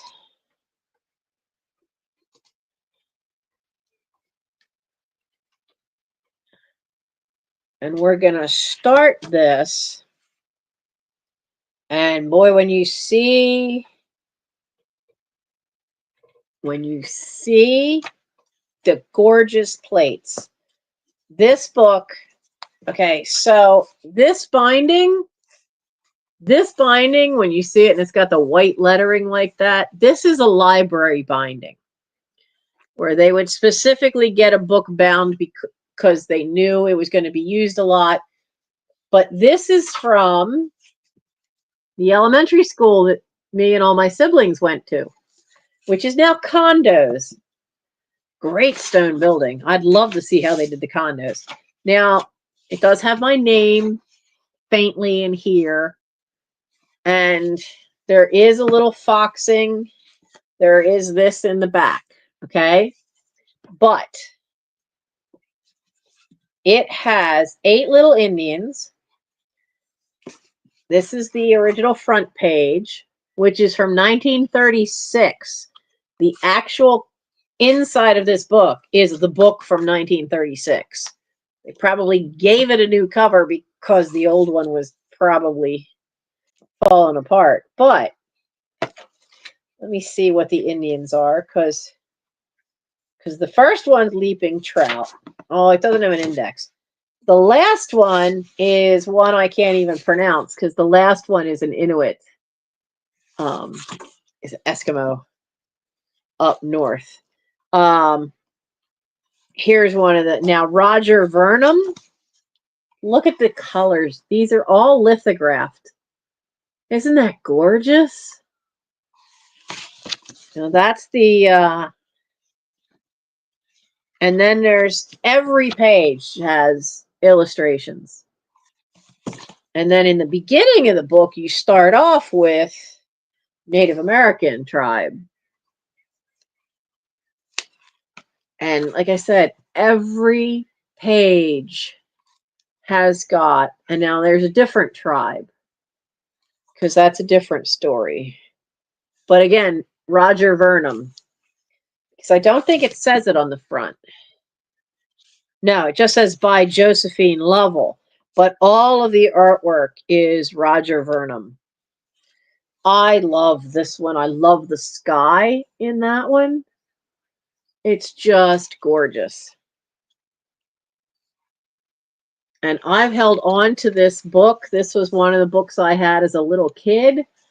That type of Indian clothing would have been the Pueblo Indians. But I just loved this book.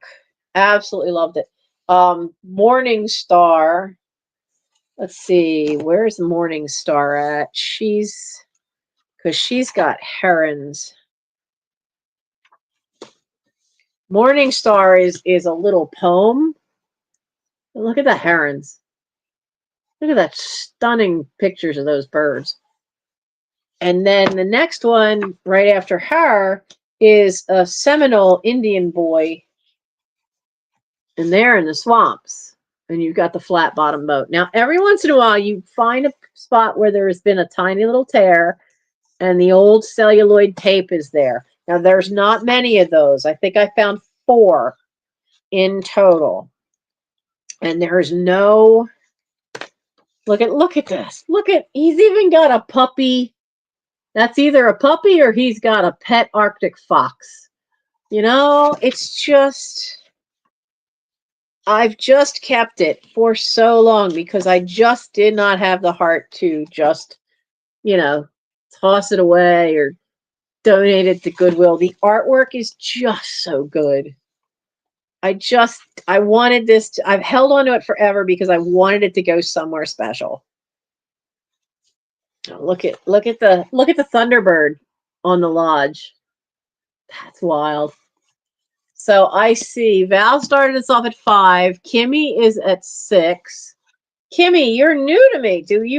Have you emailed me your information?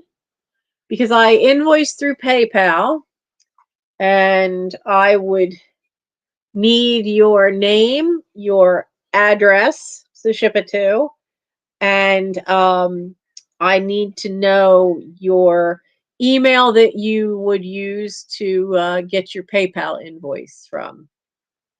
And I do ship through Pirate Ship and I use Media Mail for the books. So we're at 6. Val is in at 7. Look at that little baby, all asleep. So cute. So cute. But like I said, this has been one of the ones, I don't know how I got it unless because I remember as a kid they would purge every so often. I like that.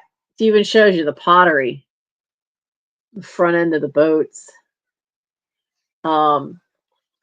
They they would purge books so often. And if you had a book, love the totems that you really liked, and it was one that nobody else had really been taken out, or it was pillows keep sliding, particularly old. Sometimes they would give those away. And so I think that's how I got this one. Now, this page, okay, this page has a lot of fingerprint. You see that? That's little hands. Hold it. This is my favorite. Winona is, because I love the name, is my favorite little poem. And then this picture goes with the story that's coming up next. And that is perfect little thumbprint marks. I used to have this Winona thing memorized.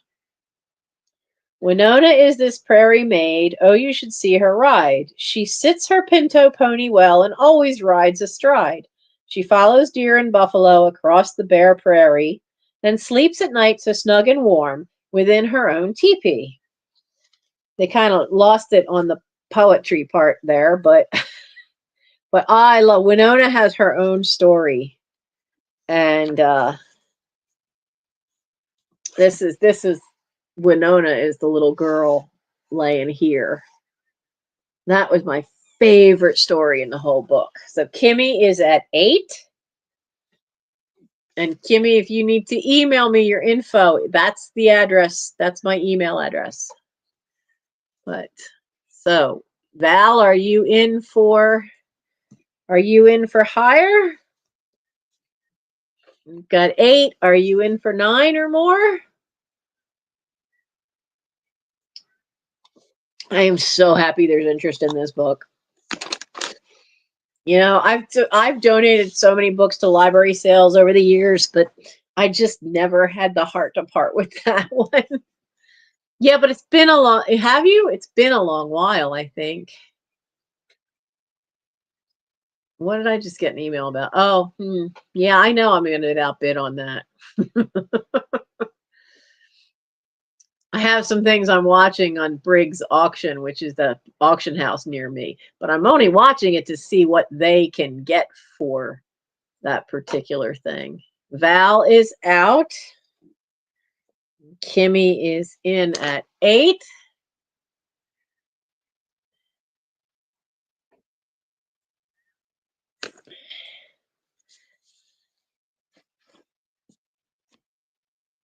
Yeah, because Kimmy, if you've bought for me before, yes, please, at Christmas time. Really, Christmas? Because I'm drawing a blank, but that could be my brain. My brain was on overload on the weekend with having the funeral and everything. So I will call it. Going once.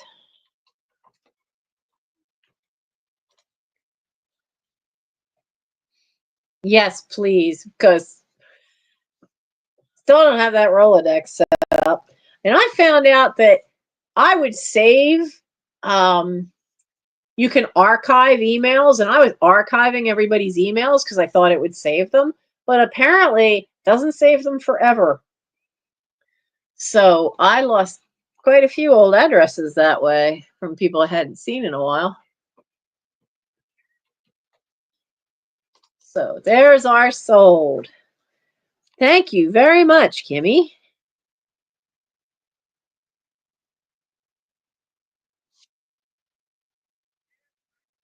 Here, another kitty.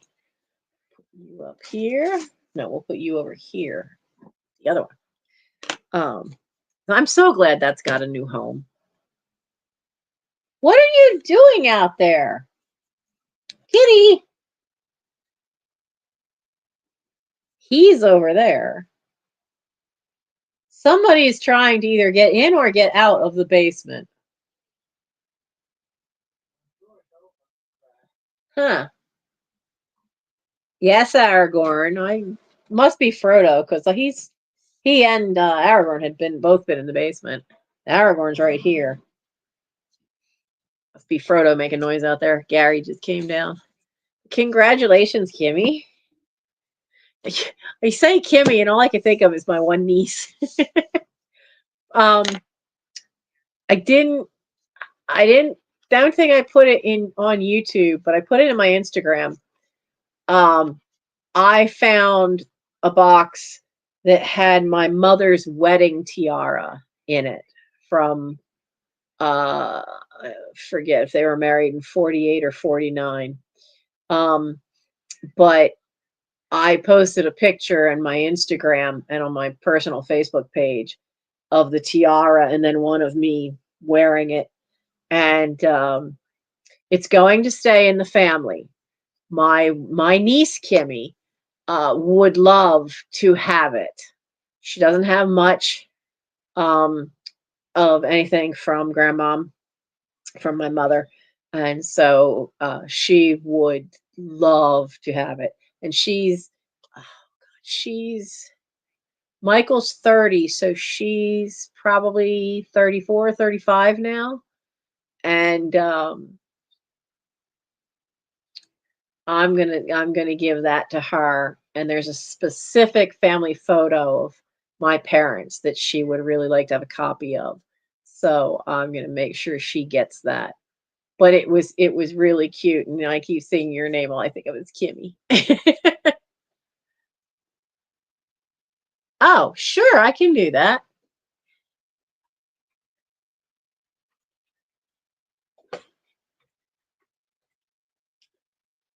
Where's the at?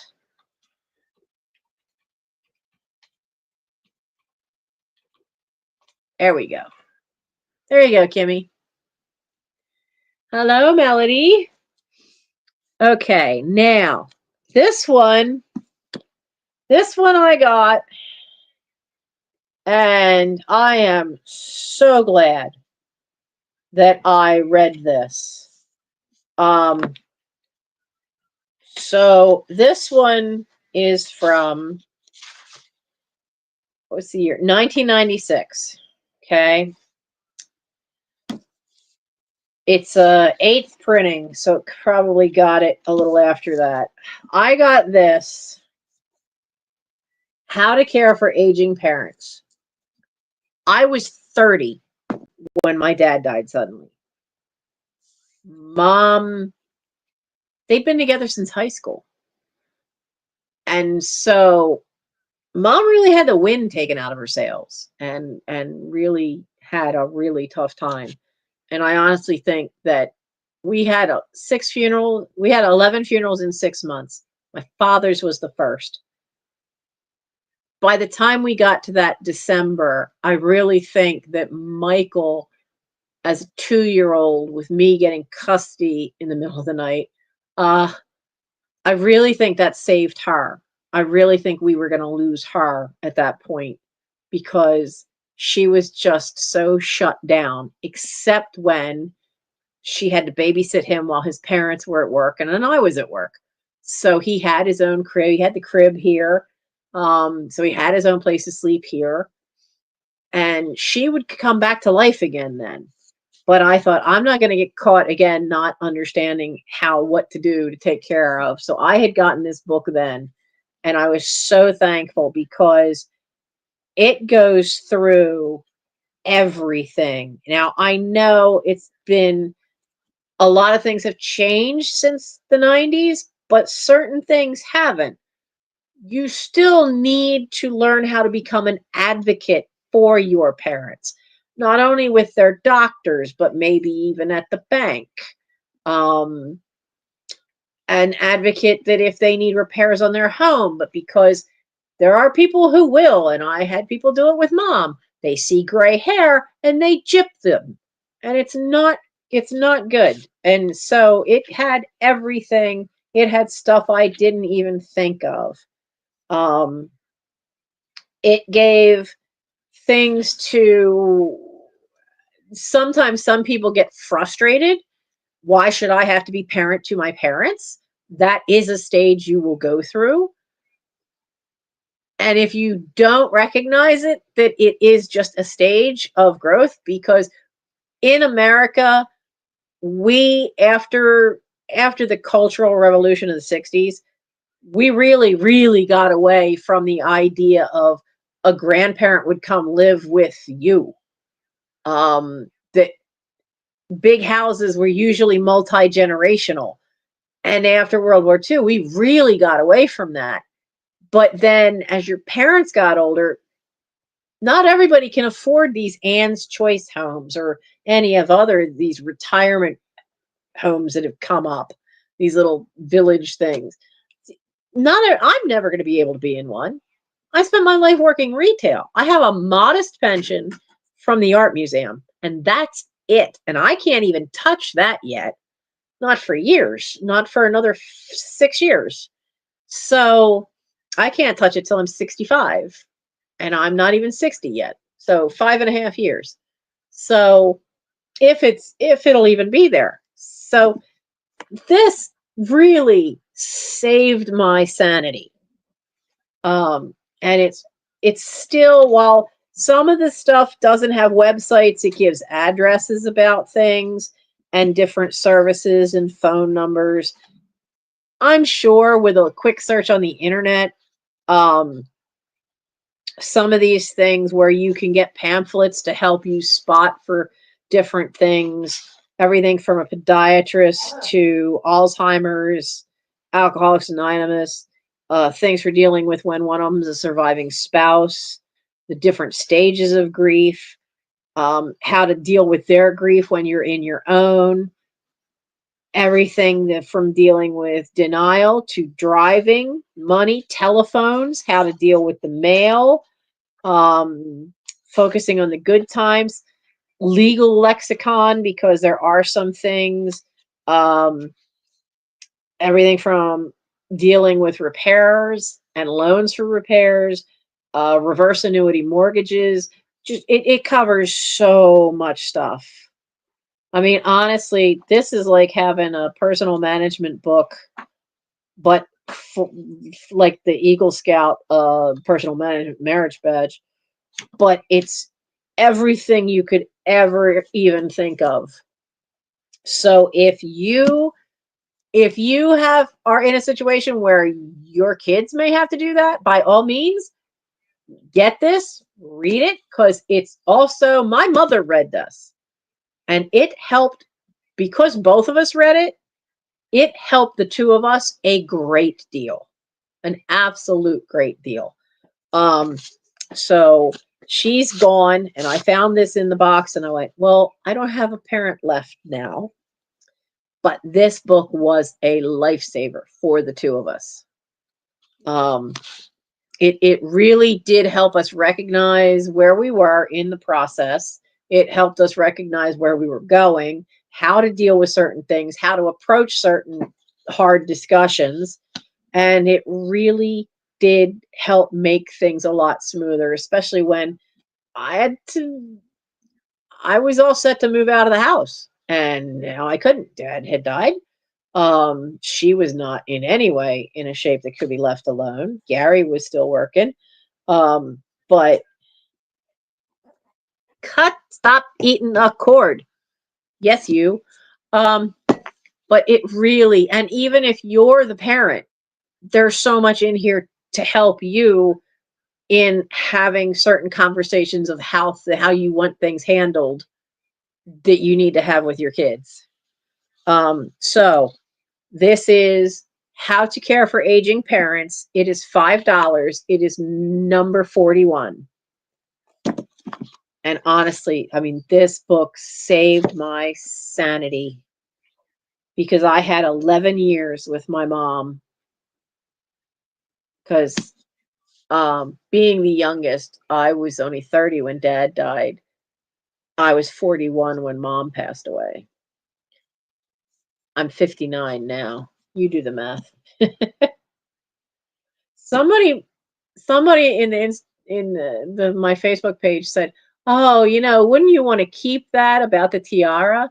And I went, "No, no, I have many other things to remind me of Mom. I'm in the house she adored. Um, and I have her cedar chest, which is full of other surprising things. I haven't even gone all the way through it." So that's $5, number 41. And then we've got, for something far more lighthearted, Diary of a Mad Playwright. This guy, I don't even know who James Kirkwood is, okay? But he went on the road with Mary Martin and Carol Channing. And this book, I love old Hollywood. And so and I've sold some in the past to you guys. I've have many books on old Hollywood or the making of certain movies. And this one, who's it got in here? So it covers um, Mary Martin, Carol Channing,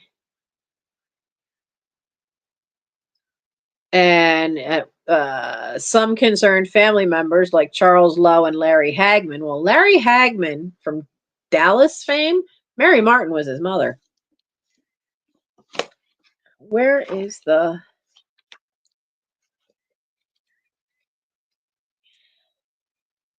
Now, this is one that is...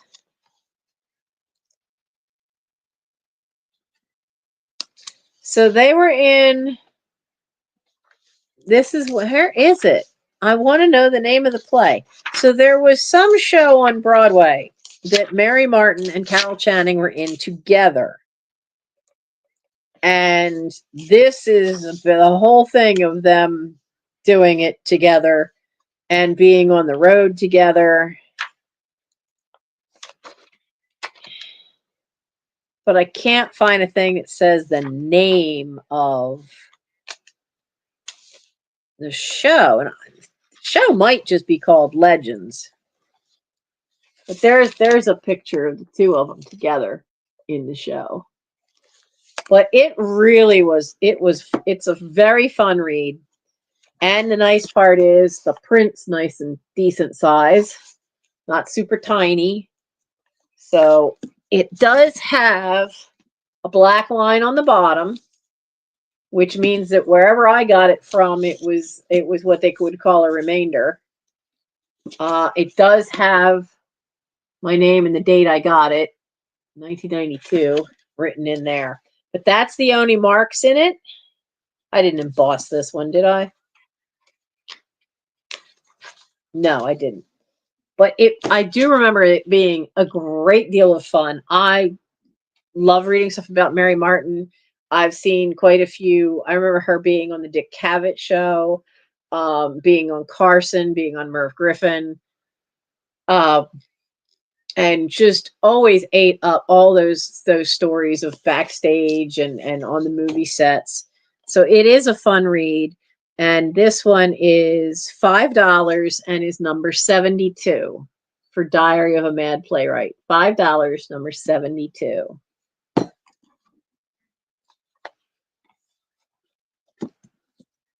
I want to know, is somebody going to have a book on Roddy McDowall? Because his papers were sealed and up until just a couple years ago, 2020 something, and 2022. And so supposedly the university who has all his papers, somebody is working on a book. I don't know when they're ever going to get it out.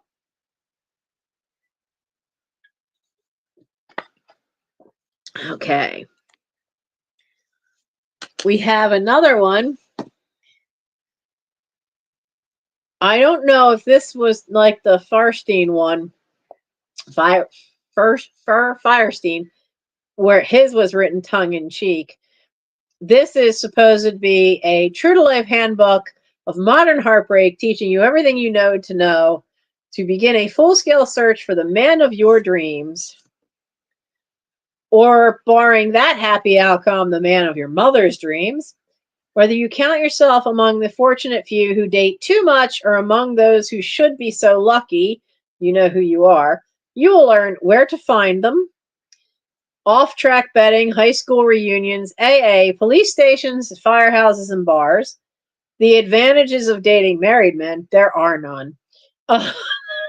Won't go there. I won't go over that line. How to Deliver an Ultimatum and Hold a Grudge Forever. So it's another one of those written tongue in cheek. Women who date too much and those who should be so lucky. But this one's written by Linda Sunshine. Boy, is that a pen name? um, there's not even a crack in the spine there, so I'm sure I only read it once. It may have been a gift.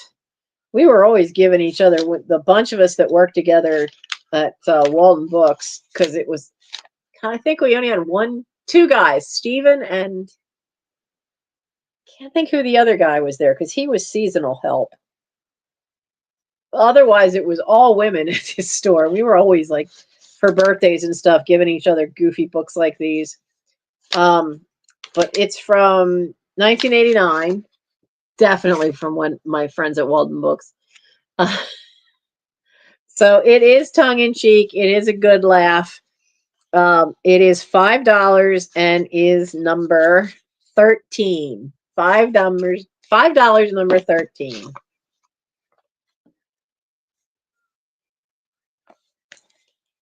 And you know the funny part about like the books like this is like I'm the one that didn't have anybody to date, and so they fixed me up, and they wanted me to meet up with Rich. Well, no, Rich wasn't first. Tom was first. Tom and I were okay, but he hit it off with Beth better. They ended up getting married. So okay. So then they want me to meet Tim. Well, Tim was okay, but he hit it off really well with Leslie, the one that has the farm that I go to visit every so often. So those two ended up getting married. Then they tried to hook me up with Rich. Rich got there, set eyes on little Mary, and they were like in sync like that from the first 5 minutes. They got married. So it got to be kind of funny because it's like every time they kind of tried to fix me up with somebody, they each ended up getting husbands. So I didn't get married. Would have liked to, almost did once, but didn't quite happen. But we used to give each other these kind of things all the time as gags for birthdays. But I think I got more of them than they did because they after that they gave up on trying to fix me up with anybody. Oh, let's see. There aren't too many books left, which is good because the phone's running out of power. This is one that I'm pretty sure I got from being on one of the lists. I think this was one I got sent from the publisher.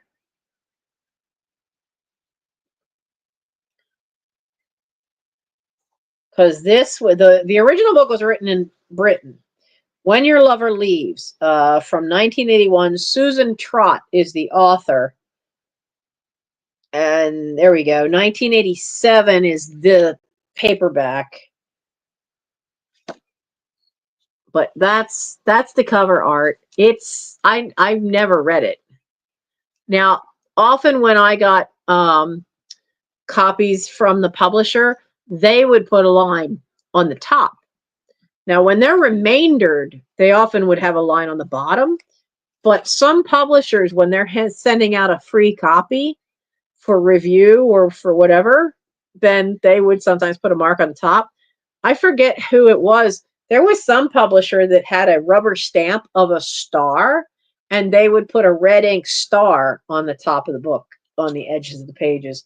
If it was an advanced reading copy, they didn't. But if they were sending you an actual copy of the book, they would mark it that way. Now, I did put my name in when I got it, 1991. I would have been working in the bookstore then. And I'm pretty sure this was one that got sent from there. And I don't think I ever read this one. But it says, when Rhonda Thompson's lover returns to his wife, she finds herself completely alone except for Moby and Blue, her cat and dog, Maud, her best friend, and Mac, the town policeman, who also happens to be her next door neighbor. This is not to mention Sam, her college-age son, who drops in every so often, and all the old folks in town who attend Gramps nights twice a week at her house and eat up all the profits from her soup-making business. But between worrying about whether the county rapist will choose her for as his next victim, training for a marathon, and trying to control the sudden wild impulses that recently have the whole town thinking she is crazy, she keeps herself fairly busy and learns how to get on with her life. That is the strangest write-up. I don't know if that is it supposed to be mystery or just general fiction. I don't know. It's 215 pages. It's other than that and my name being in front of it, it's perfect shape. Look, the corners aren't even crudted up. I don't know that I ever read this one. But this one is When Your Lover Leaves. It is $5. It's number 83.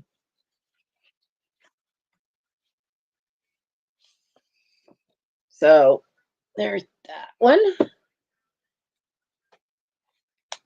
Death of a Ghost is an actual mystery book. And this one is an Albert Campion mystery by Marjorie Allingham. Now, that's the PBS did a version of her books, and this is Peter Davison, who had been one of the actors to play Doctor Who, and who is actually the father-in-law of David Tennant, who played Doctor Who later on, because he married the guy's daughter. So this is in great shape. Look, see, do I know how to read them nice or not? No creases. But I did read this one. It's from 1990. That's the only writing in it. It's in great shape. It is $5. I mean, this one is like new. $5, number 33, for the Death of a Ghost, the Campion mystery.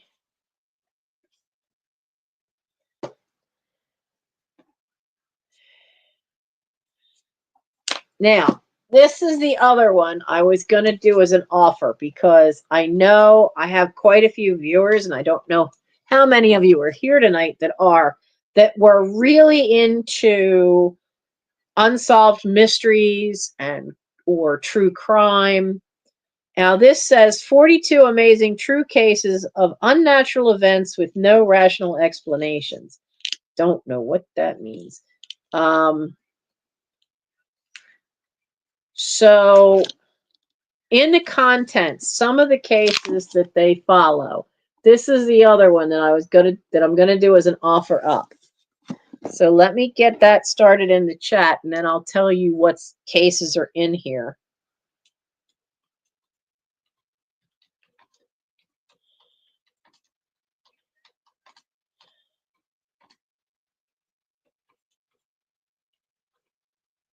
There we go. Started at 5. It's in great shape. There's no creases, the corners are all nice and clean. So it has my signature and the date I got it in there. But some of the stuff that it covers. Now, this is a whole page. This is a whole page just of illustrations. So there's illustrations on here of a Yeti footprint, Tutankhamun's gold mask, Dillinger. There's all kinds of stuff. But let me get into the contents. So just some of the things that they covered in this book. The Bermuda Triangle, Bigfoot. The disappearance of Agatha Christie, because she did disappear for a while. The Curse of the Pharaohs. Dillinger, was he really shot? The Shroud of Turin. Joan of Arc. Lord Kitchener, was his death accident or murder? I don't know that one. Loch Ness Monster, Man in the Iron Mask, the Mary Celeste, um, the Money Pit. That's Oak Island. Uh, Robin Hood, did he really exist? Russian royal family. Shakespeare, who wrote his plays. Synchronicity or mere coincidence? Tunguski, the Great Siberian Explosion. Tunguski is the one where there was this massive explosion out in the woods. And they think that a meteor had come in and actually hit. And sometimes you could find these old black and white images of all the trees that were like laid flat out like that. And it just like there's a center spot where there's like nothing. Everything was just kind of vaporized. But then everything up the hillside, all the trees are like right on over. This one, I don't know. Patience Worth, Quaker ghost who wrote novels. I have no idea what that is. So it is quite a mix. I'm surprised there's no UFOs in here. They got poltergeists, but yeah, I'm surprised there's no UFOs in all that. But it is unsolved mysteries. Some of them were police cases, like the Dillinger one was. Around that, the Lord Kitchener might have been. Don't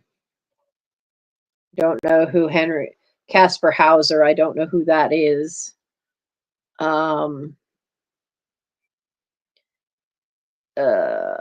Mary Rogers was New York cigar girl. That that was a police case. Remember that? There's actually, I think, there's another book all about that one. So Harry Whitecliffe, Mystery of a Forgotten Mass Murderer. I think he's the one that is he the one that they actually like coined the term mass murder from. So that's all that's in there. And so we have offer at 5, and I don't see anybody coming in for that one, so that's okay. If it's not your cup of tea. I have to admit, I did not read the table of contents. I thought it was more true crime than is actually in there. So that's that one. And there's 3. Yeah, I better get a move on here. My phone be a dying. So there is Know Yourself, 940 questions that uncover the real you. How loyal are you? Obsessive, inquisitive. So it's a Know Yourself mass market paperback. It's by Vernon Coleman. I don't know who that is. So many people write books. You can't know all of them. This is a First Valentine Books edition, October of 1989. How intuitive are you? How imaginative are you? It's got a lot of things where they ask you a bunch of questions. You check your score. How stubborn are you? Well, that depends on the situation. How thrifty? How romantic are you? How content are you? So it really is. I remember having to do things like this in college because the at Westchester University in the late 80s, early 90s, well, in the early 90s, the psychology department would pay you. I mean, you'd only get paid maybe 5, sometimes $10. They would pay you to do these massively long questionnaires like this. And so the whole thing was like that. It's you get the questionnaire done and then you rate your score and it tells you something about you. We used to do them for the psychiatry students. Get paid enough to go get pizza. So Know Yourself is $5 and it's number 40. Sometimes these things are fun to go through and just see what they come out as. And number 40. Then we have this one. A book about the English Bible. Now, this is... Did you just attack your sister? Jerk. This was written by Josiah Penniman, Vice Provost and Professor of English Literature in the University of Pennsylvania. And it was printed in 1920. Now, it's a book about the English Bible. Now, I did not know if they meant like the English British Bible or the Bible in the English language. They're different.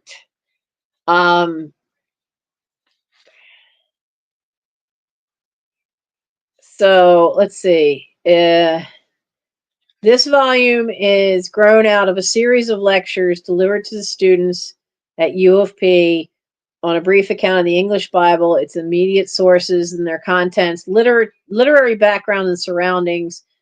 Added several others on the short history of translation of the Bible into English from Saxon times to our own day. Please tell me you covered the fact that the American version was not the same. It doesn't say. Modern revisions of the English Bible, 1881 to 1917. It covers... there we go. Printed English Bible, 1525, 1539. Then it's got 1611 to 1881, the English versions. So maybe it does cover it in there. So it really does give somewhat of a history of the variations of the Bible and how things may have been changed and looked at. You can't really see. Oh, there you go. If I get the light right, you can see it there. The one thing I was talking about the English Bible, the British English Bible, is that when the Puritans came over here, they had a lock on printing of the Bible here on this continent. And they did not allow certain books that were in the British Bible to be printed here. So for about a century, the American King James version of the Bible did not have the same books in it as the British King James Bible. And I wonder, I was trying to see if he addressed that in here, but in the table of contents, it doesn't say. And, so I probably had not read this one. So this one, if you are interested in studying the differences and reading up on that, it is $5 and it's number 28. $5, number 28. Now this is another somewhat religious one. Now this one's going to be super cheap because it is very old. It is by Charles Erskine Scott Wood.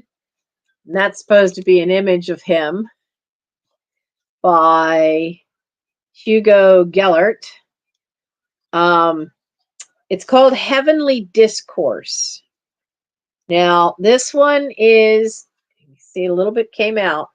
This is a very old paperback. You can tell how old it is. It's got that little, like they used to put this little coating, and it's lifting off on the front. I love this picture. God calls for preparedness. So there are some interesting pen and ink things in here. But I don't want the illustrations. I want the contents.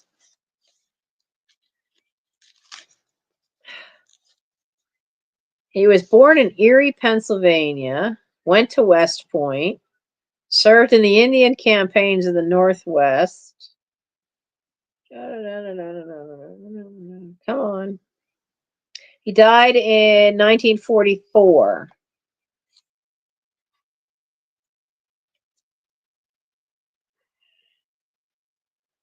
Well, the back of it about the author doesn't tell me much.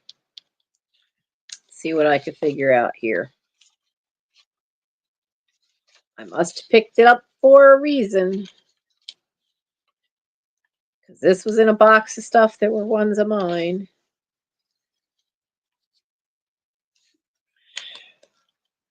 Okay. So it's basically satires on specific things which at that time, to be an educated and cultured person, there were certain things that you were expected to read, like Jonathan Swift, Aristophanes, Mark Twain, Bernard Shaw, and this basically is satire against quite a few of them. Shaw was a bit pompous anyway, so somebody taking a wind out of his sails would be fine.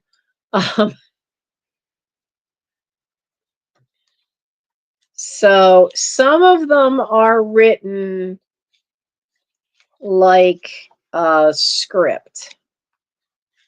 Most of them are. Like there's one on rebellious and censors, and it's a discussion between Mark Twain, Voltaire, Rebellious, and Margaret Fuller and Carrie Nation. And they're all written like that. It's satire. It is very comical, but it does help if you know who some of the people are. Now, I also like the mix he does is because you have the Christian God, but then you also having a discussion with the Archangel Gabriel, but Hermes is there, who's from Greek mythology. Um, one of his things here is God on Catholicism and the KKK. He has a dim view of the KKK. God is not happy with them. God's Picnic is one of the other ones titled.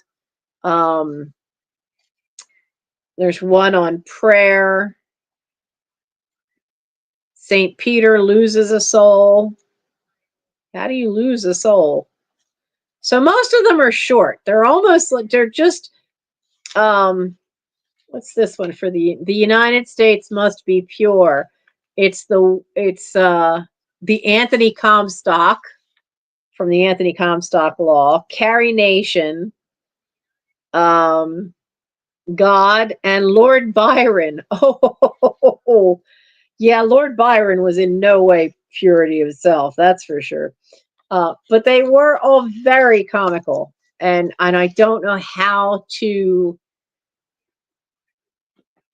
I don't know how to get the gist on, but it is all very much satire. You know, he's very serious when it comes to when he has God in there. God's definitely the straight man in this. Some of the more outrageous things are said by other people, and God's the one reining them back into common sense.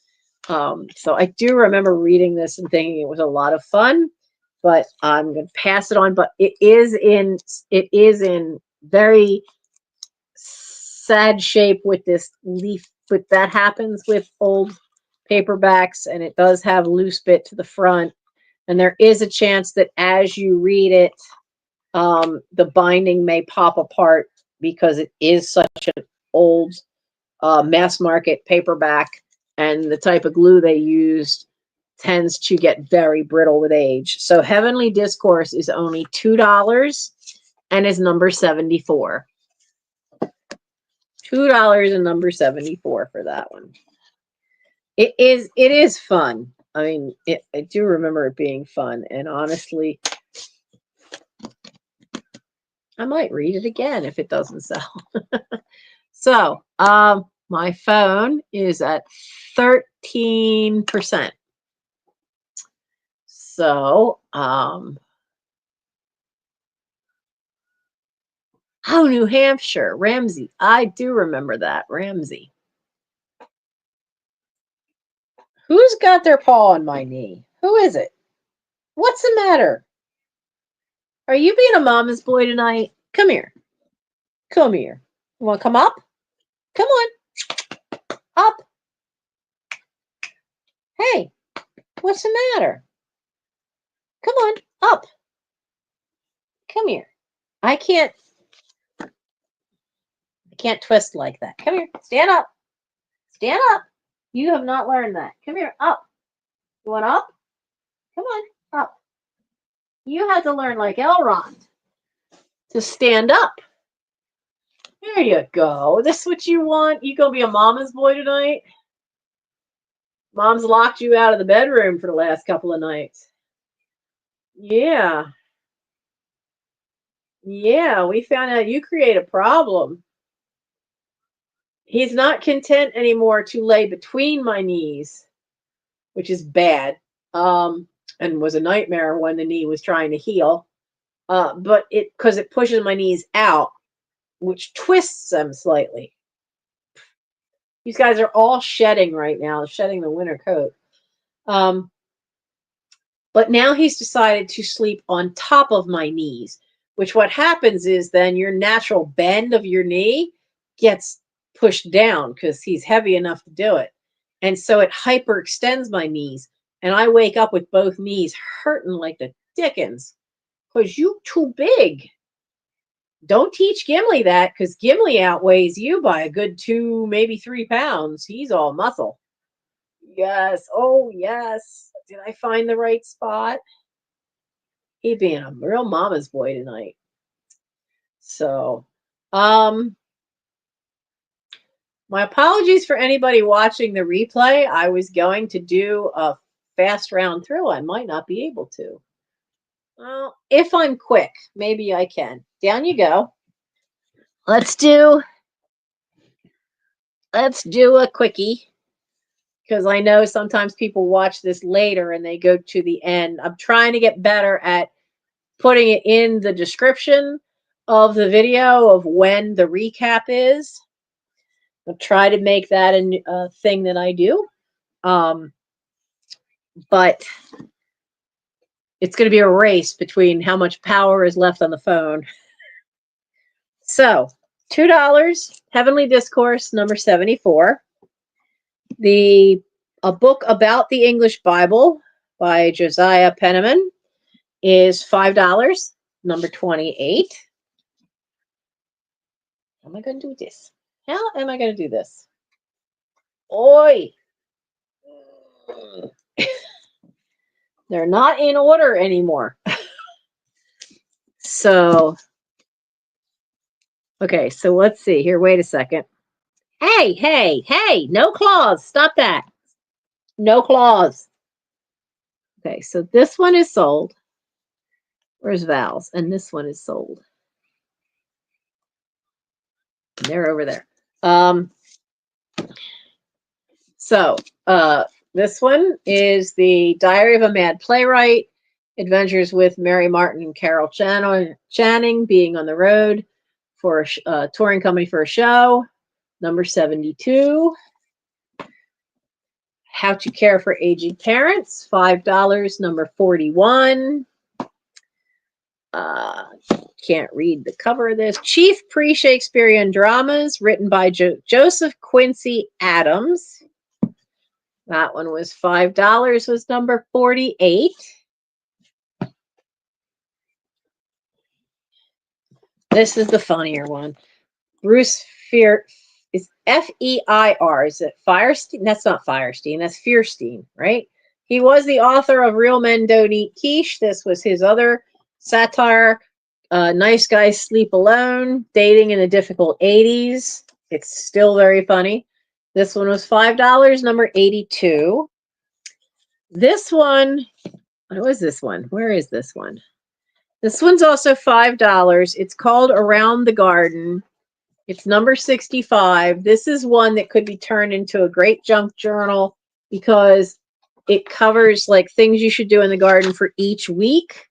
So each section has things you should do that week and then pictures with room for making journal. You know, the lines for having a journal section is actually already in there. And that's $5, number 65. You know what? It is a first edition. I'm going to bump her down to $5. The Margaret Thatcher, this is a biggie. The Downing Street years, which if you're ever going to read about her, those are the years to read of what she did. It was, I didn't agree with her politics, but honestly, the woman was something, something to behold. So this is $5, number 31.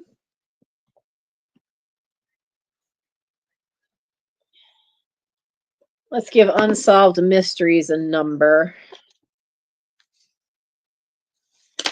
Unsolved Mysteries didn't go in the offer up, so we'll make it $5 and make it and make it number 29.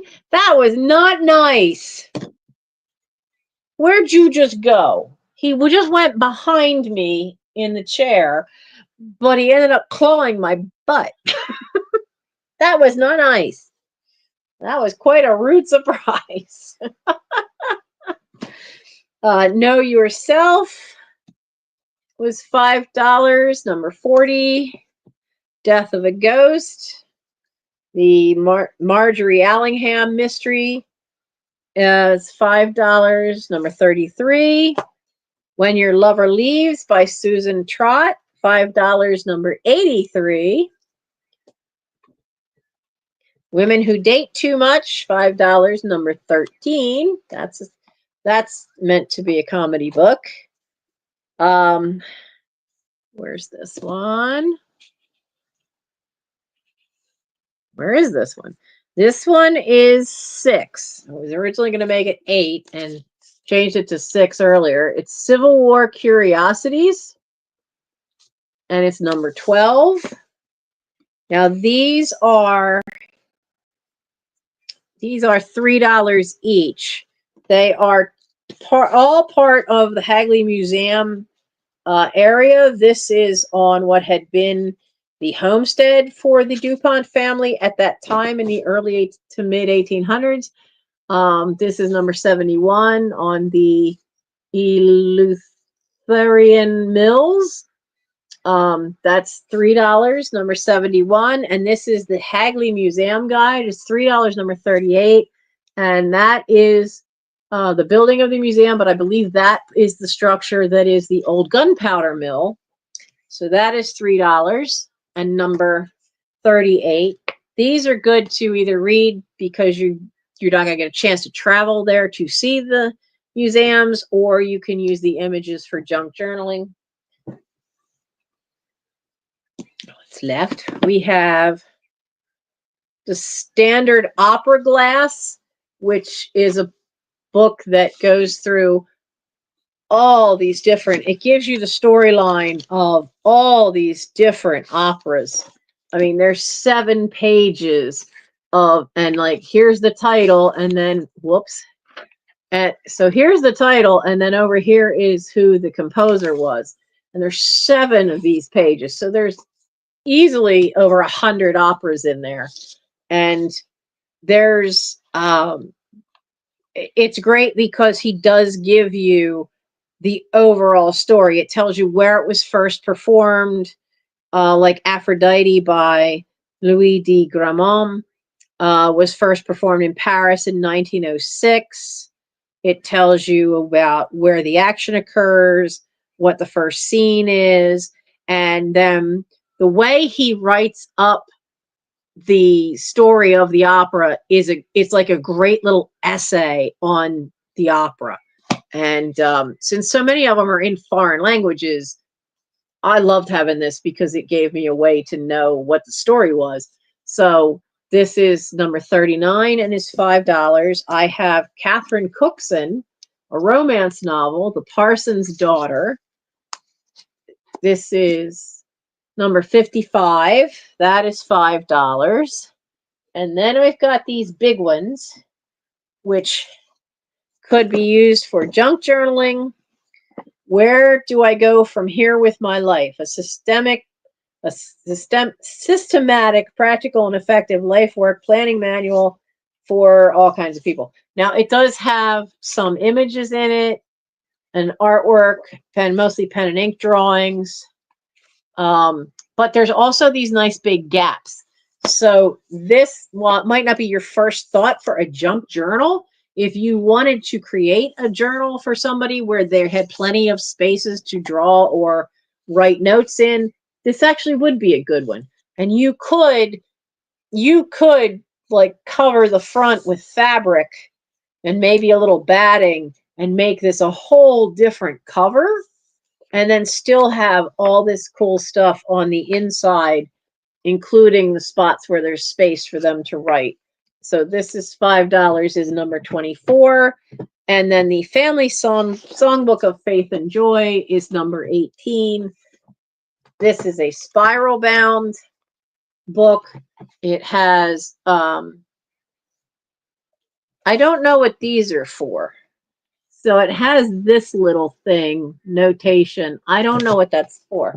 I can't read music, so I don't know if those are meant to be for guitar chords or if that's for organ, because my grandmother played the organ and this was one of her books for that. But there's nice illustrations as well, and then you have these nice big things. So if you wanted to use it for junk journaling, you have plenty of pictures as well as the music to use.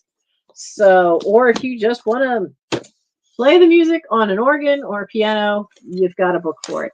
So this is $5 and number 18. So that's the quick speed round. If anybody on the playback sees anything that you would like to have, just either send it to my email with your name and address, and the email I would need to use for invoicing you through PayPal. I do combined shipping as well. Or you can claim it in the comments on the video on the playback. So I am down to 9% now. So I'm going to go before my phone completely runs out of power and watch. Now, once I'm done the show, then I'll bet you I walk either into my bedroom or into the kitchen, and then I'll bet I find that blasted power cord. So I hope you had fun. I know my book sales can be hit or miss because right now I don't have a place to empty all the boxes out onto shelves, but we're getting back to that. So, but it's also because I am such an eclectic reader. It's rare to find a romance novel. I know I have a few floating around, but it's not a genre I tend to read. I also don't tend to read modern slasher horror. It's not my thing. But because I was a very eclectic reader and just have a big variety of taste, that you're going to find a big variety of all kinds of stuff when I bring them to sales. So, so let me know.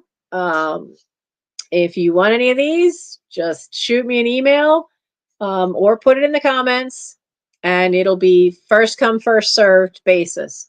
So I hope you guys all had fun. I'm thrilled to have gotten through more books. I will do the usual thing, is I will keep these around for 1 week. But with the books, there is a library coming up, a library sale coming up in another 2 weeks or 3. And so if after a week these aren't claimed, then they are going to go.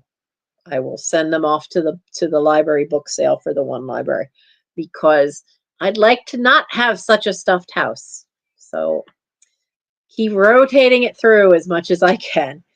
So I hope you had fun, and I will see you again next week. Next week would be a live chat because I do alternate. I'm not to the point yet where I can do a sale every week. I started off trying to do that and got myself frighteningly behind. And it just, with the fact that I don't have an office and I don't have shelving to sit things on as I sort through stuff, it makes it a lot more difficult to be to that level where I can. And I tried jumping in feet first and didn't realize how much work behind the scenes doing this really is. I learned the hard way.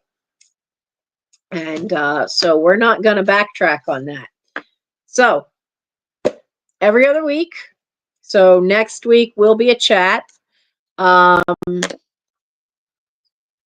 as for doing another sale on a Sunday or a work with me, we are now to the point on the calendar where my weekends are getting full fast. I just sat down with somebody and figured out scout stuff for the upcoming weeks, and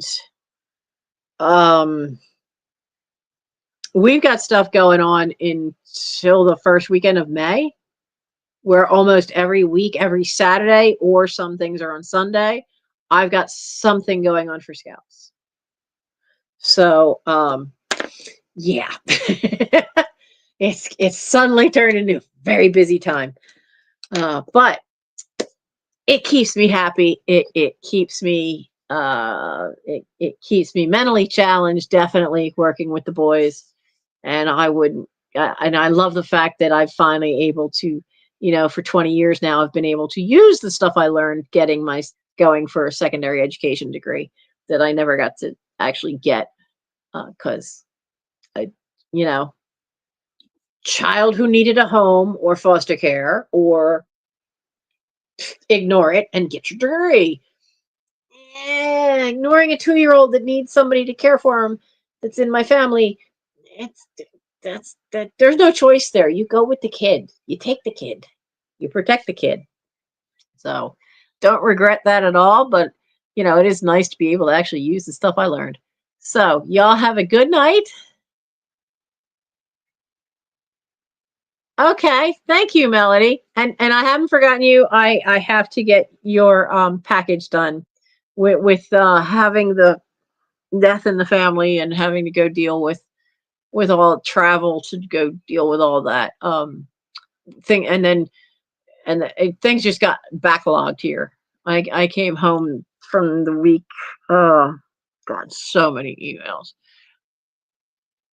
It just was crazy. It was crazy the amount of emails I had to deal with, but it's advancement time, so I'm getting emails from scouts and from the parents. So, but yeah, let me know and certainly get that sent out. So I hope you guys have a good night. I'm gonna go. I will still be up for a while because instead of having my iced coffee, I had this to keep me up. So now I'm gonna be up. So have a good weekend. Stay safe, stay dry. And if you're somewhere getting where it's wet and cold, stay warm, stay hydrated. I'll see you guys all next week. I'm not going to promise anything. I'm not even going to say whether I'm going to try to film or not, because it's just going to start getting crazy for the rest of this month and all of April weekends. So, but I'll definitely try to be here on every Thursday night.